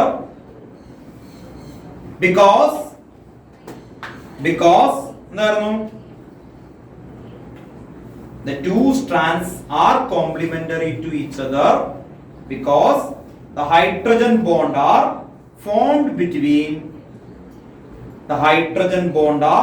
formed between specific pairs of bases. Specific pairs of bases. Specific pairs of bases. താഴെ എഴുതി വെക്കുക. എന്തായിരിക്കും? Adenine form hydrogen bond with thymine. താഴെ എഴുതണം കേട്ടോ. അടുത്ത ലൈനില് adenine form hydrogen bond with thymine. ബ്രാക്കറ്റിൽ എന്ത് എഴുതാം? AT. മനസ്സിലാവാൻ വേണ്ടി കേട്ടോ. AT. അവര് തമ്മിൽ ഡബിൾ ബോണ്ട് ആണ് ഫോം ചെയ്യുക. AT തമ്മിൽ കേട്ടോ. ഇതിനു മുമ്പ് പ്രാവശ്യം ചോദിച്ചിട്ടുണ്ട്. AT. അപ്പൊ ഇങ്ങനെ എഴുതി വെക്കണം കേട്ടോ. ബ്രാക്കറ്റിൽ A double bond T. AT ബ്രാക്കറ്റിൽ. അടുത്ത ലൈനിൽ എഴുതി വെക്കാം. Next hydrogen bond. Hydrogen bond. ഈ ബോണ്ട് എന്തായിരിക്കും? ഹൈഡ്രജൻ ബോണ്ട് കേട്ടോ. അങ്ങനെ എഴുതണം. Adenine form hydrogen bond with thymine. എന്നിട്ട് ബ്രാക്കറ്റിൽ എഴുതണം AT. Cytosine form hydrogen bond with guanine. Cytosine form hydrogen bond with guanine. എന്തെഴുതാം? GC. ആ ട്രിപ്പിൾ ബോണ്ട് അല്ലേ? G triple bond C. GC. കേട്ടോ, ഇനി ഒരു കൊച്ചു ടോപ്പിക് കൂടി ഉള്ളൂ. അടുത്ത ഹെഡിങ് എഴുതി നോക്കാം കേട്ടോ. അതും കൂടി എഴുതിയിട്ട് വേഗം വൈകിട്ട് ലൈനോട് ഡിഫറെന്റ് ടൈപ്പ് ഓഫ് RNA കേട്ടോ. Different type of RNA. Different type of RNA അല്ലേ? എന്തൊക്കെയായിരിക്കും? tRNA. ആ അതന്നെ, mRNA, tRNA കേട്ടോ. ആദ്യത്തെ ലെറ്റർ ക്യാപിറ്റൽ എഴുതാം. mRNA ഹൈഫൺ എഴുതാം. എന്തായിരിക്കും? Messenger RNA. tRNA എന്തായിരിക്കും? Transfer RNA. പിന്നെ എന്തായിരുന്നു? rRNA എന്തായിരിക്കും? റൈബോസോമൽ RNA കേട്ടോ. ഇതൊക്കെ അതിന്റെ ഫംഗ്ഷൻ ആണ്. Ribosomal RNA. rRNA ribosomal RNA. ഇതോടെ ടോപ്പിക് തീരുകയാണ്. ലാസ്റ്റ് ഒരു ബയോളജിക്കൽ ഫംഗ്ഷൻ ഓഫ് ന്യൂക്ലിക് ആസിഡിൽ നമ്മുടെ ഫിംഗർ പ്രിന്റ് പോലെയാണ് എന്ന് പറയുന്ന ഒരു കാര്യമുണ്ട്. അത് ജസ്റ്റ് ഒന്ന് വായിക്കേണ്ട ആവശ്യമുള്ളൂ. അത് വേണ്ട കേട്ടോ. അതോടെ തീരുകയാണ്. അപ്പൊ ചാപ്റ്റർ തീർന്നു കേട്ടോ. നമ്മുടെ പോർഷൻസ് +2 തീർന്നു. അടുത്ത വീക്കിൽ എല്ലാവരും തന്നെ വരാൻ നോക്കാം. നമ്മളൊരു ഗ്രൂപ്പ് ഒക്കെ ആയിട്ട് ഡിവൈഡ് ചെയ്ത് നിങ്ങളെ പേരൊക്കെ എഴുതി കേട്ടോ. വീട്ടിലേക്കൊക്കെ വിളിക്കുന്ന ഒരു പ്രോസസ്സുകൾ തുടങ്ങും കേട്ടോ. നിങ്ങൾ പഠിക്കുന്നത് ഇവാലുവേറ്റ് ചെയ്യും. ഒരു കാര്യം ചെയ്യുക, ഇനിയുള്ള എല്ലാ ക്ലാസ്സിലും കേട്ടോ, ഓൺലൈനിൽ പോലെ ആൾക്കാർ ഒരു മിനിറ്റ്, ഇനിയുള്ള എല്ലാ ക്ലാസ്സുകളിലും എൻ്റെ ആ ഒരു എന്താണ് ബുക്ക് കൊണ്ടുവരാം. നമുക്ക് 2 ബുക്കാണ് കൊണ്ടുവന്നേക്കുന്നത്. ഒന്ന് മൾട്ടിപ്പിൾ ചോയ്സ്, പിന്നെ എന്തായിരുന്നു പാസ്റ്റ് ഇയറിന്റെ ക്വസ്റ്റ്യൻസ്. അതിൽ എനിക്ക് വേണ്ടത് പാസ്റ്റ് ഇയറിന്റെ ക്വസ്റ്റ്യൻസ് എല്ലാ വീക്കിലും കൊണ്ടുവരണം. മറക്കരുത്. പാസ്റ്റ് ഇയറിന്റെ ക്വസ്റ്റ്യൻസ് പേപ്പേഴ്സ് കൊണ്ടുവരാം കേട്ടോ. ഓക്കെ, അപ്പോൾ നെക്സ്റ്റ് ക്ലാസ്സിൽ റിവിഷൻ സ്റ്റാർട്ട് ചെയ്യുകയാണ്. ബയോമോളിക്യൂളിലെ ടെക്സ്റ്റ് ബുക്കിലെ ബാക്കിലെ ക്വസ്റ്റ്യൻസ് കേട്ടോ പഠിച്ചിട്ട് വരിക. ഇനി ഒരാൾ വിഷമിക്കണ്ട, ഇവിടെ പഠിക്കാതെ വിട്ടില്ല. വെറും 25 ക്വസ്റ്റ്യൻ കേട്ടോ. 25 ക്വസ്റ്റ്യൻ ഉള്ളൂ കേട്ടോ. അപ്പൊ ആ ക്വസ്റ്റ്യൻസുകൾ നമ്മൾ ഇവിടെ പഠിക്കും കേട്ടോ. റിവിഷൻ തുടങ്ങുന്ന ഒരു ഗിയർ ഇട്ട് തുടങ്ങുന്നതാണ്. കാരണം ഈ ചാപ്റ്റർ ഏതാ റിവിഷൻ കുഴപ്പമില്ല, ഓർഗാനിക് തന്നെയാണ്. ഇത് തുടങ്ങും കേട്ടോ. അത് എളുപ്പമാണ്. 25 ക്വസ്റ്റ്യൻ ഉണ്ട് കേട്ടോ. ആ ഒരു കുഴപ്പമില്ല കേട്ടോ. 35 മുമ്പിൽ അതിന് മുമ്പ് ഞാൻ ശരിയാക്കി 15 ദിവസം 10 ചാപ്റ്റർ പഠിക്കാൻ നോക്കുക കേട്ടോ. ഓക്കെ, 10 ചാപ്റ്റർ കേട്ടോ. കേട്ടോ ഓർത്തു നോക്കാം. കാരണം ഈ ചാപ്റ്ററിലെ നിങ്ങൾ ഈ പഠിച്ചേക്കുന്ന ടേം വളരെ ഈസിയാണ്. ഇന്ന് പോയിട്ട് 1 അവർ പഠിച്ചാൽ പോലും ആ 25 ക്വസ്റ്റ്യൻ കിട്ടും. ലാസ്റ്റത്തെ ക്വസ്റ്റ്യൻ സമയം കിട്ടാത്തതുകൊണ്ട് 10 മിനിറ്റ് ഉണ്ടായിരുന്നെങ്കിൽ നമ്മൾ തീർത്താനെ. എന്ന് പറഞ്ഞാൽ ഇതിന്റെ ചോദ്യം തുടങ്ങുന്ന ആ രീതി തന്നെയാണ് ആക്ച്വലി നമ്മൾ ലാസ്റ്റ് എഴുതി വെച്ചേക്കുന്നത് കേട്ടോ. പിടിപോട്ട് ഒന്ന് നോക്കിയാൽ പോലും കിട്ടും കേട്ടോ.